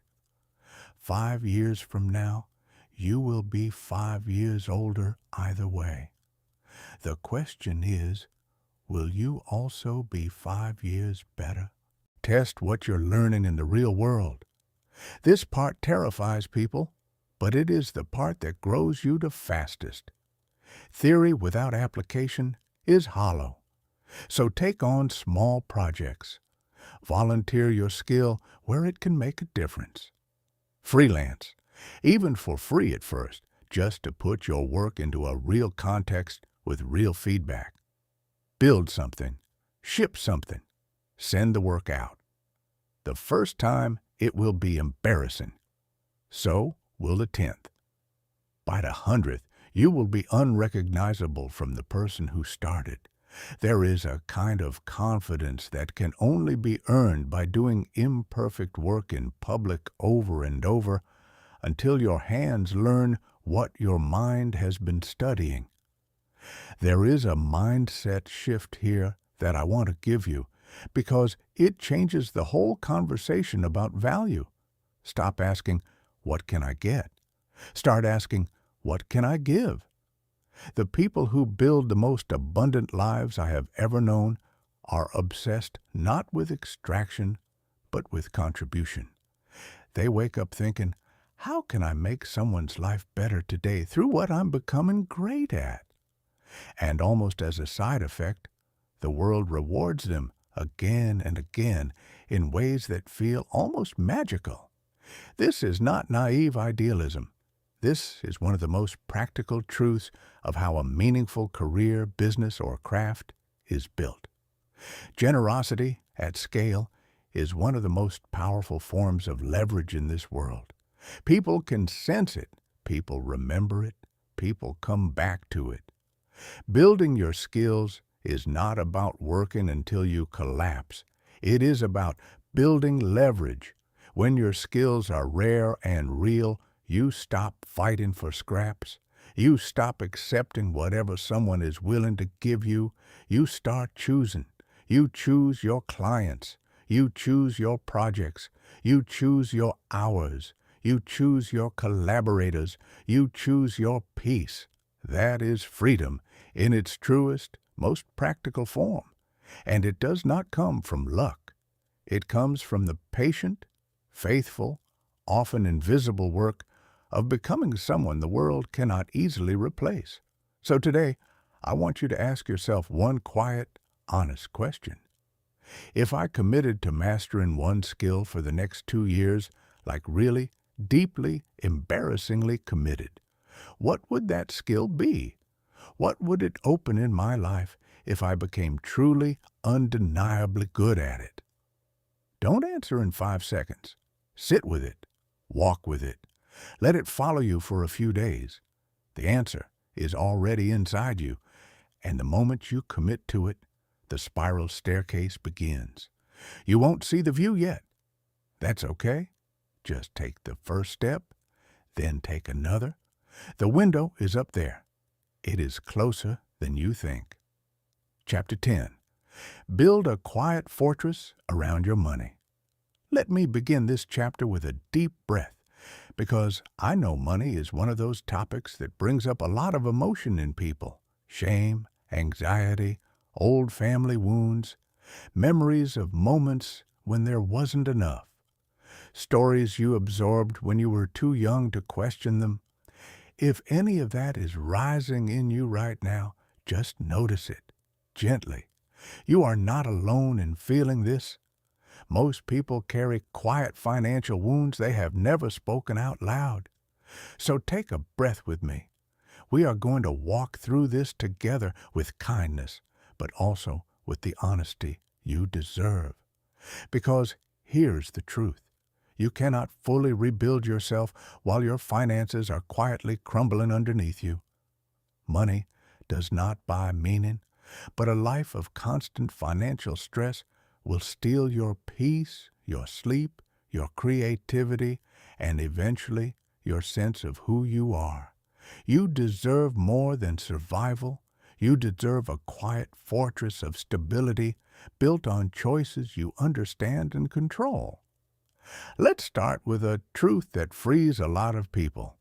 The size of your income is not the main problem. The relationship you have with money is. There are people earning small incomes who are quietly building serious wealth because they have a clear, calm, intentional relationship with every dollar that passes through their hands. And there are people earning large incomes who are drowning because every raise just expands the size of the lifestyle that's eating them alive. More money does not solve a broken relationship with money. It only amplifies whatever was already there. So before we talk about strategies, we have to begin with awareness, with honesty, with the courage to look. The first move is so simple it sounds almost insulting, but it is the move that quietly changes everything. Track your money, not vaguely, actually. For the next month, Write down every single thing you spend, every dollar that comes in, every dollar that goes out. Do not adjust your behavior yet. Just observe, just see. Most people refuse to do this because they are afraid of what they'll see, and that fear, more than the spending itself, is what keeps them stuck. The truth doesn't hurt as much as you think it will. The truth, in fact, is the beginning of your power. Once you can see exactly where your money is going, you stop being a passenger in your own financial life. You become the driver again. You may discover, as so many people do, that small, almost invisible expenses are quietly draining you. The subscriptions you forgot you had. The food orders that felt small in the moment but added up to a frightening number by the end of the month. The treat-yourself habits that turned into unconscious patterns. None of this makes you a bad person. It just means you are a normal human being living in a world designed to make spending almost frictionless. But once you see it, you can choose differently. Awareness is the door. You just have to be brave enough to walk through it. After awareness comes the foundation. And the first stone of any real financial foundation is a small emergency fund, not a giant retirement account, not a portfolio, not a side business, a small, simple cushion of cash kept somewhere boring and safe that exists for one purpose: to keep one bad month from becoming one bad year. Even if you can only start with the equivalent of 1 week of expenses, start there. Because here's what an emergency fund actually buys you, and it is the most underrated purchase a human being can make. It buys you breathing room. It buys you the ability to make decisions from a place of calm instead of panic. It buys you the right to say no to things that don't honor your values, because you don't desperately need the money. That kind of breathing room is quite literally priceless. Now let's gently talk about debt, because this is where many people feel the most weight. If you carry high-interest debt right now, please don't shame yourself for it. Most people were never taught how money truly works. You are not stupid. You are not careless. You are someone who is learning in real time how to take back the keys to a system that was never explained to you. But here is the truth you have to face. High-interest debt is one of the heaviest invisible weights a human being can carry. Every month, a portion of your future is being silently transferred to someone else just because you owe them. The longer it sits, the heavier it gets. So make a plan. Not a perfect plan, a real one. Pick a method that makes sense for you. Focus on the highest interest balances first and start chipping away with whatever you can spare. Each payment is more than a number. It is one less chain on your future. It is one more brick of freedom being placed back into your hands. As you rebuild, learn to live below your means. And please understand, this is not the joyless, miserable life that some people imagine. Living below your means is not poverty. Poverty is having no choice. Living below your means is having choice. It is having the power to say, I could afford this, but I am choosing the future I am building over this momentary craving. That kind of intentional spending is one of the most beautifully grown-up things a person can do. Before any purchase, ask yourself, with a soft voice, does this fit the life I am designing? If yes, enjoy it without guilt. If no, simply let it pass. Each no to something unimportant is a yes to something deeply important. And the people who learn to feel that yes in their bones are the ones who quietly build wealth while everyone else is performing. Now, while cutting expenses is important, please do not let anyone trick you into thinking it is the only side of the equation. There is a ceiling on how much you can cut, but there is no ceiling on how much you can earn. This is where the previous chapter, the one about skills, comes back into your life like a closed loop. The more valuable you become, the more streams of income you can build. Not in a frantic, hustling, never-rest kind of way, in a calm, steady, deliberate way. A side project, a growing skill that translates into freelance work. A small business idea you keep refining on weekends. A raise you finally feel confident asking for, because your value has genuinely grown. Multiple streams of income are not a luxury. They are protection. They are options. They are the difference between being held hostage by one paycheck and being able to walk through life with quiet, real choice. Saving alone will not make you wealthy. I wish someone had told me this earlier in life. With inflation quietly eating away at your money every year, just storing cash is like trying to fill a bucket with a slow leak in the bottom. So at some point, when your foundation is in place, you have to learn to invest. Don't let the word scare you. You don't need to be a financial genius. Start with simple, time-tested, boring approaches. Index funds, retirement accounts, long-term, slow, patient growth. Investing is about putting your money in places where it can quietly work for you while you sleep.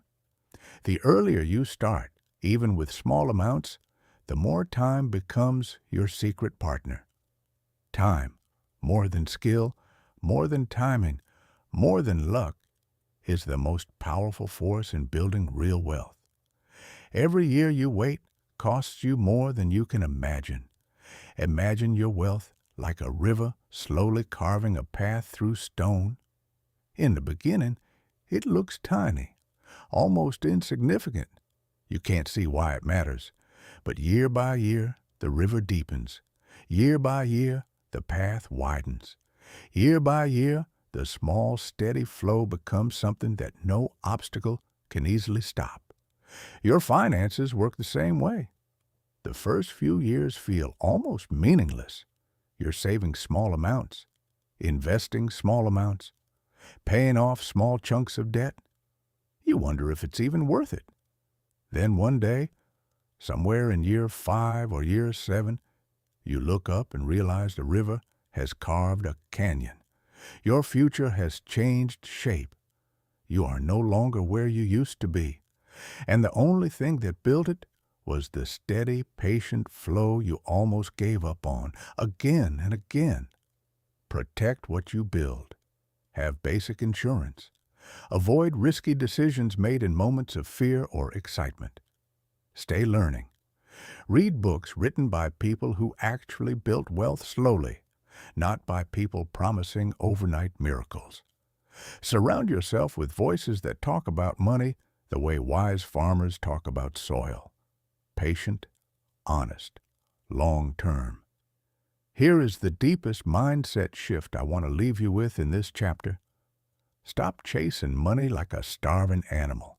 Start managing it like a wise gardener. The chase is exhausting. The garden is generous. Money is not the goal. Money is a tool. The goal is the life you build with that tool. The freedom to take care of the people you love. The freedom to take a risk that might change everything. The freedom to say no to environments that drain your soul. The freedom to wake up in the morning without that quiet pit of dread in your stomach. That is what we are building here, not riches, real, quiet, soul-deep freedom. The old you was overwhelmed by money. The new you is calm with it. The old you avoided looking at the numbers. The new you greets them with steady eyes. The old you spent reactively. The new you spends intentionally. Brick by brick, choice by choice, dollar by dollar, you are building the kind of foundation that lets you live the rest of your life from a place of quiet strength.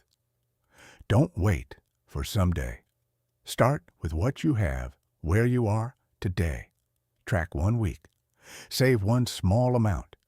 Pay one small extra payment toward a debt. The fortress is not built in one motion. It is built in faithful, repeated, almost invisible decisions. And the version of you that is being built underneath those decisions is the most peaceful, powerful version of you that has ever existed. Chapter 11. Let the fire that burned you forge you pain will visit you in this lifetime. There is no version of being human where this is not true. Someone you trusted will hurt you. Something you built will collapse. A door you thought was meant for you will close. A person you loved will leave in one way or another. A version of the future you imagined will simply not happen. And in those moments, the pain will feel like it is breaking something inside you that can never be repaired. I'm not going to pretend otherwise. I would never lie to you about that. But I want to tell you something that almost nobody told me when I was hurting most. Pain does not have to destroy you. Pain, if you let it, can become the very thing that builds the strongest version of you that has ever existed. Most people run from pain. They numb it with anything they can find. Endless scrolling, relationships they don't even want, food, alcohol, work, noise, anything to keep from sitting with the silence underneath. I understand it deeply. The instinct to run is one of the oldest in the human heart. But here is the quiet truth. What you refuse to feel does not disappear. It just goes underground and runs your life from there. Pain that is buried becomes pain that decides for you. Pain that is faced becomes pain that teaches you. The choice is always yours, and it is the most important choice a person ever makes. Let me give you a metaphor that has helped me. Imagine a piece of raw clay, soft, shapeless, honestly, kind of useless on its own. Now imagine that clay being placed inside a kiln, a fire so hot it would terrify the clay if it could feel. The fire does not feel like a friend. The fire feels like an ending. But the fire is the only thing that turns soft clay into something that can hold water for the rest of its life. Without the fire, the clay can never become a vessel. It will dry out, crumble, and return to dust. With the fire, it becomes something that can carry life. Pain is your kiln. It does not feel like love when you are inside it, but what is forming inside you while you are in there is something the easy version of life could never have made. The first step in transforming pain is to stop asking, "Why is this happening to me?" That question keeps you small. It keeps you a victim of your own story. Try a different question. What is this trying to teach me? Or even, what is this trying to make of me? Those questions hand the meaning back to you. Maybe the betrayal is teaching you to listen to the quiet warnings inside you that you used to ignore. Maybe the failure is teaching you to build differently next time, with deeper roots. Maybe the loss is teaching you what truly matters now that some of the noise has been taken away. Pain becomes purposeful the moment you start mining it for meaning. Until then, it just hurts. But meaning alone is not enough. Pain that just sits there, even understood, eventually turns into bitterness. The next move is action. Take what hurt you and use it as fuel. If someone betrayed your trust, let that pain build stronger boundaries and a deeper self-respect than you've ever had. If you failed at something, let that pain make you sharper, wiser, more focused than the version of you who walked into the failure. If you lost someone or something precious, honor what you lost by living more fully, more honestly, more bravely than you did before. Pain wasted is just suffering. Pain used is alchemy. There will be days as you walk through hard seasons when the weight feels unbearable. On those days, do not look at the whole journey. Just look at the next single step. Just get up. Just drink the glass of water. Just take a slow walk around the block. Just text the friend who actually shows up. Just keep breathing through the hour. Survival is sometimes the bravest thing you can do, and it counts. It counts so much. Days like that, stitched together, eventually become a season. And that season, looked back on later, will be one of the most important chapters in your story. There's another kind of medicine for pain that almost nobody talks about. Help someone else who is still inside the storm you have walked through. When you take what hurt you and use it to lighten someone else's load, your pain transforms into something almost holy. It stops being a wound and starts being a bridge. Some of the most beautiful humans I have ever met carry the deepest scars. They are not defined by what happened to them. They are defined by what they decided to do with it. They became kind because they knew intimately what unkindness feels like. They became gentle because they remember what it's like to be broken. They became strong because they had to be, and now their strength is contagious. You can become this kind of person. In fact, the very thing that hurt you might be what eventually allows you to save someone else. Don't waste your pain. Let it become a light. The old you ran from hard feelings. The new you stands inside them with steady eyes. The old you asked, "Why me?" The new you asks, "What now?" That single shift will carry you further than any motivation ever could. The fire that is burning you today is forging the version of you that the easy life never could have made. Chapter 12. Trust the slow rhythm of real things. We live in a world that has lost its patience. Everything around you whispers that things should happen quickly, that progress should be visible, that if you're not winning loudly by next month, something must be wrong with you. But almost nothing real, nothing meaningful, nothing lasting is built fast. The most valuable things in life, deep love, real strength, true skill, lasting peace, all share one quiet ingredient: time, and the willingness to keep showing up while time does its slow, sacred work in the background. Most people don't quit because their dream was impossible. They quit because they couldn't tolerate the part where progress is invisible. The seed has been planted, but the surface looks empty for weeks. The roots are spreading underground, but no one can see them. And during that quiet stretch, the impatient mind starts to scream, "Nothing's happening. This isn't working. Try something else."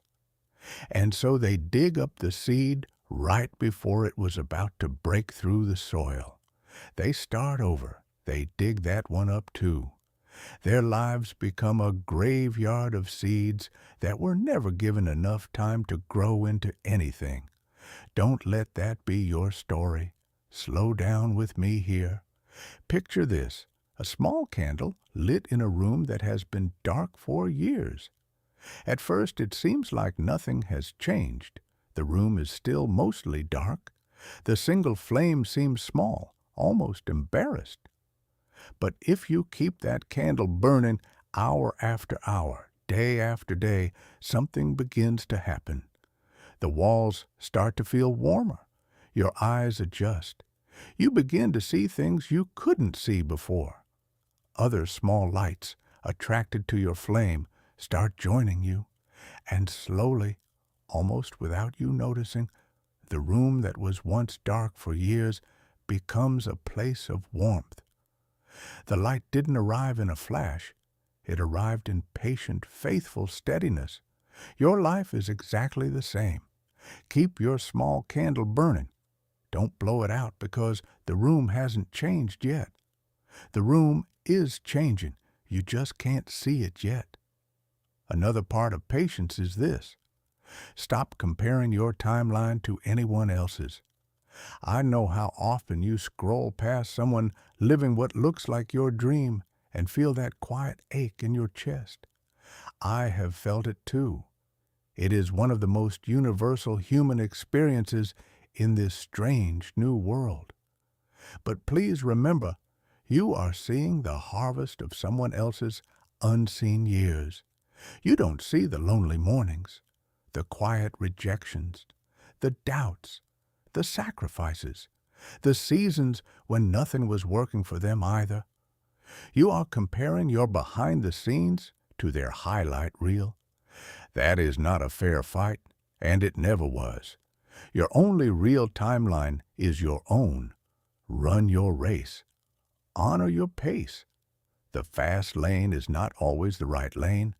There is something called long-term thinking, and it might be one of the rarest, most powerful skills you can ever build. It is the ability to make decisions today based on the person you want to be in 10 years, not on the feeling you have in this moment. The mind, left alone, will always vote for the comfortable thing right now.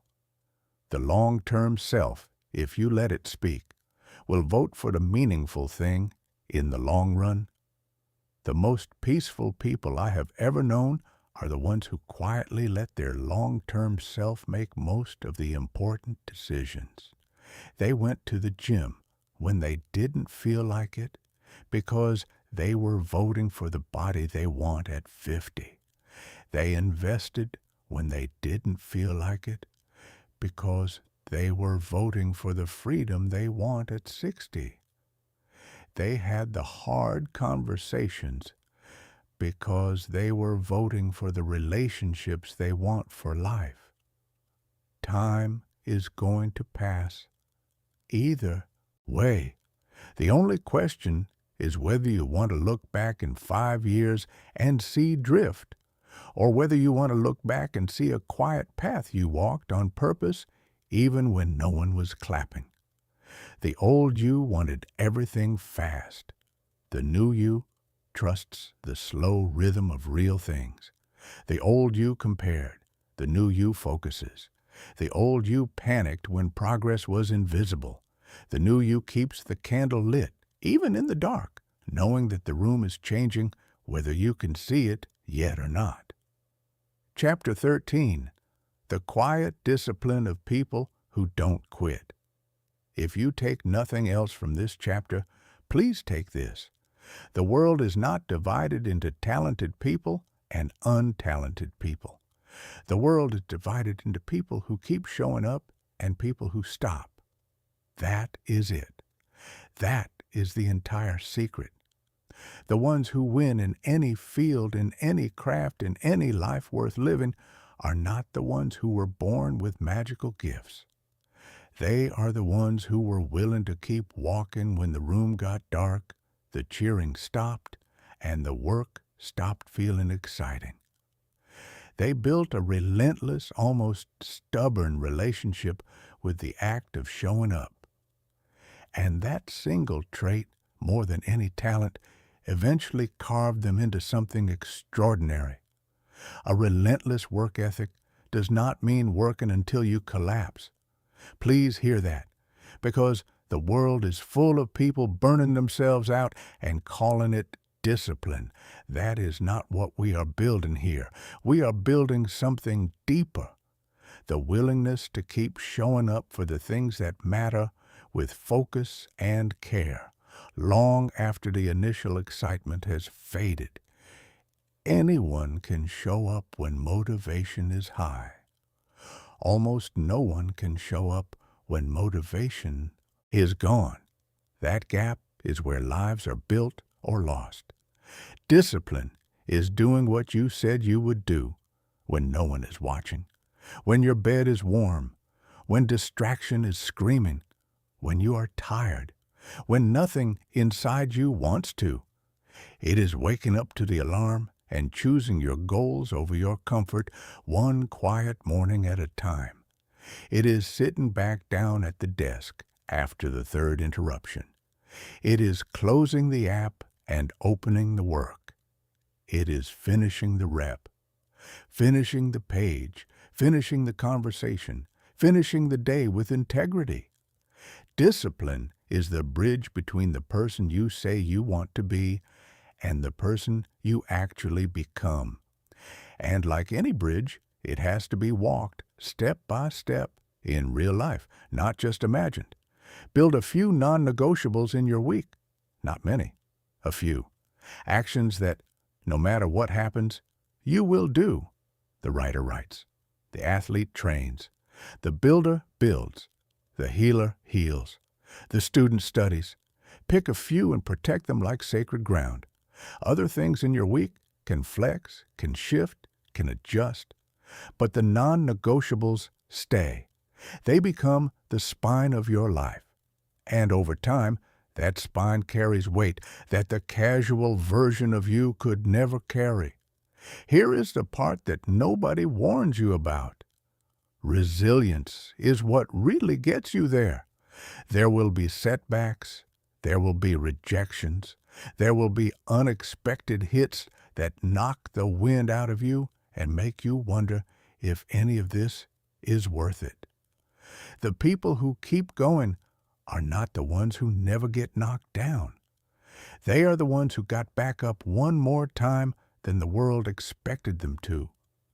Make peace with the fact that this path is going to include hard days. You are not failing when hard days come. You are simply on the path. Everyone who built anything beautiful walked through the same kind of hard days. The difference is they kept walking. The old you let feelings decide. The new you lets decisions decide. The old you waited for the perfect moment. The new you knows the moment becomes perfect when you decide to begin. Chapter 14. Stay rooted as you rise. Something happens to almost everyone as their efforts begin to pay off, and I want to prepare you for it gently, because if you are not ready for it, success can quietly become its own kind of trap. The first signs of progress are intoxicating. People start noticing. Doors start opening. Compliments start arriving. The very life you used to dream about starts taking real shape around you. And in that exact moment, a new test begins. Not the test of failure, the test of rising. And many beautiful, talented, hard-working people fail this test in ways they don't even notice until they have lost themselves. Picture an old olive tree on a windy hill. It has stood for 100 years. It has seen storms come and go. The branches reach high, but it doesn't fall because the roots go just as deep down as the branches reach up. That balance is the entire secret. The tree can grow as tall as it wants, as long as the roots are growing in proportion. The moment the branches reach for the sky without the roots reaching for the earth, the next big wind takes the whole tree down. That is the warning of every life that has risen and then collapsed. The roots stopped growing. Your roots are your values, your humility, your daily disciplines, your real relationships, your inner truth, the version of you that was hungry, focused, and grateful when no one was watching. As your branches grow, please do not abandon those roots. Keep doing the small, unglamorous things that built you. Keep being the person who returns the message, keeps the promise, washes the dish, says the kind word, calls the old friend. Do not let success make you forget the soil you came from. The soil is what made you. The soil is what keeps you. Practice gratitude actively, not as a slogan, but as a real daily practice. Look at what is actually here. Look at how far you have come. Look at the people who showed up for you when you were nothing the world recognized yet. Stay close to them. Choose your inner circle with care. As you rise, new people will appear, drawn to the light. Some of them will be wonderful additions to your life. Some of them will only be there for the version of you that is winning, and they will quietly disappear the moment you stumble. The few people who knew you before, who loved you when you were broke and unsure and a little lost, those are the ones you protect. Those are the voices that will tell you the truth when the noise gets loud. Keep them close. Stay a student. The moment you decide you have arrived, you stop becoming. There is no arrived. There are only deeper levels of becoming. Every season of your life will ask something new of you. Stay curious. Stay teachable. Stay willing to look honestly at where you still need to grow. The most powerful people I have ever known carried themselves like quiet students of life, not like graduates of it. The old you was fragile. The new you is rooted. The old you would have been swept away by the first big wind of success or failure. The new you bends and stays. That is true greatness. Not loud, not flashy, just rooted, grateful, and real, all the way to the end. Chapter 15. This will never be done, and that is the beauty of it. Here is the final truth I have to share with you, and I want to share it with love, because some part of you needs to hear it before we close this book. You are never going to be done. There is no final version of you waiting at the end of this journey. There is no day where you wake up and say, "Okay, I'm finished. I have arrived." Real life does not work that way, and honestly, thank God it doesn't, because a finished life would be a closed life, and you are far too alive for that. Rebuilding is not an event, it is a relationship you keep returning to again and again for the rest of your life. Some seasons you'll be doing big dramatic work. Other seasons you'll be doing quiet maintenance. Both are sacred. The strongest house in the world still needs care every year, or the cracks slowly take over. Your life is the same. The most powerful version of you still needs daily, weekly, yearly tending. Don't be discouraged by that. Be relieved by that. It means you will never run out of meaningful work to do on yourself. The biggest danger after you have rebuilt is comfort. Once you start to taste real success, real peace, real progress, the temptation will arise to coast, to stop being so disciplined, to stop checking in with yourself, to slowly let the old patterns sneak back in through the side door. Comfort, when it goes unwatched, is one of the quietest killers of growth. So keep a part of you slightly hungry. Always have a new vision being formed somewhere inside you, not because what you have now isn't enough, but because growth is the natural state of every living thing. The moment a tree stops growing, it begins dying. You are no different. Schedule honest reflections with yourself, quarterly, yearly, whenever the seasons turn. Sit down and ask, am I still becoming the person I want to be? Are my habits still aligned with my values? Are the people in my life still nourishing me? Is there a small course correction I need to make? Most of life is small course corrections. A few degrees adjusted today saves you from being miles off track in 5 years. There may be seasons where it feels like you are starting over completely. A relationship ends. A career ends. A version of your identity ends. In those moments, please remember this. You are never truly starting from zero ever again. You are starting from experience. You are starting from wisdom. You are starting from the unbreakable inner foundation you have already built. Even if everything outside of you has to be rebuilt, the inside is yours forever, and it travels everywhere you go. The old you used to fear collapse. The new you knows that even collapse is just a doorway into the next, deeper version of you. Conclusion: the beginning begins now. We have walked a long road together, you and I, and as this book draws to its quiet close, I want to speak to you not as a writer, but as a friend who has been holding your hand the whole way through these pages. I am proud of you, not because you are finished, you are not. Not because you have transformed everything yet, you have not. I am proud of you because you stayed. You kept reading, you kept opening, you kept being willing to look. And in a world full of distractions, that act alone, the act of staying with the deeper work, is rarer and more beautiful than you know. But please hear this. Reading is not change. Listening is not change. Feeling moved is not change.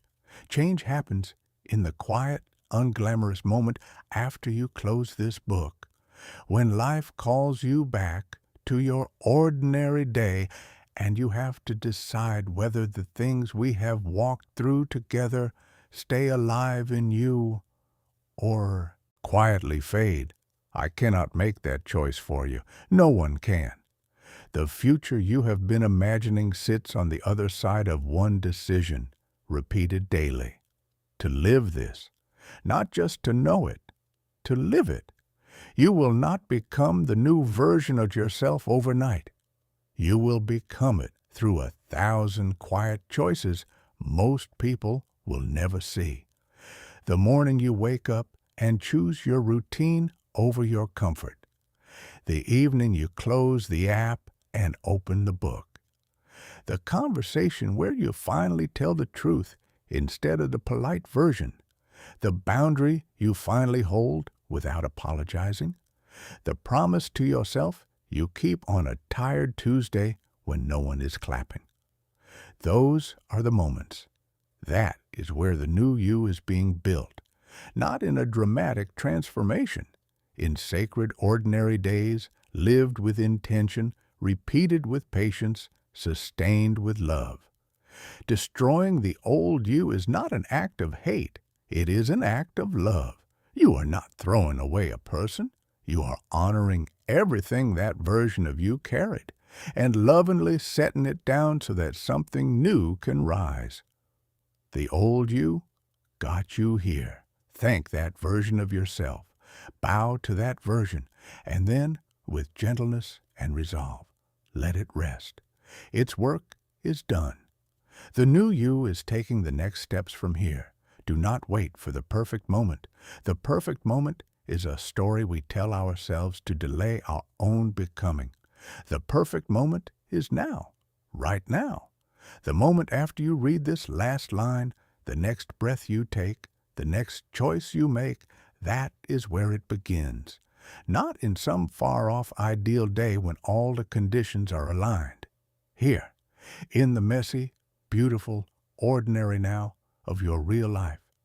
You have everything you need inside you to build the life you have been quietly dreaming about. You always did. This book did not give it to you. It only reminded you. So take a slow breath, my friend. Stand a little taller. Lift your eyes. The old chapter is closing. The blank page is yours. And the most important sentence has not been written yet. You are the one holding the pen. Destroy the old you. Rebuild from zero. And never, ever stop becoming the person you were always meant to be. Your new life starts now.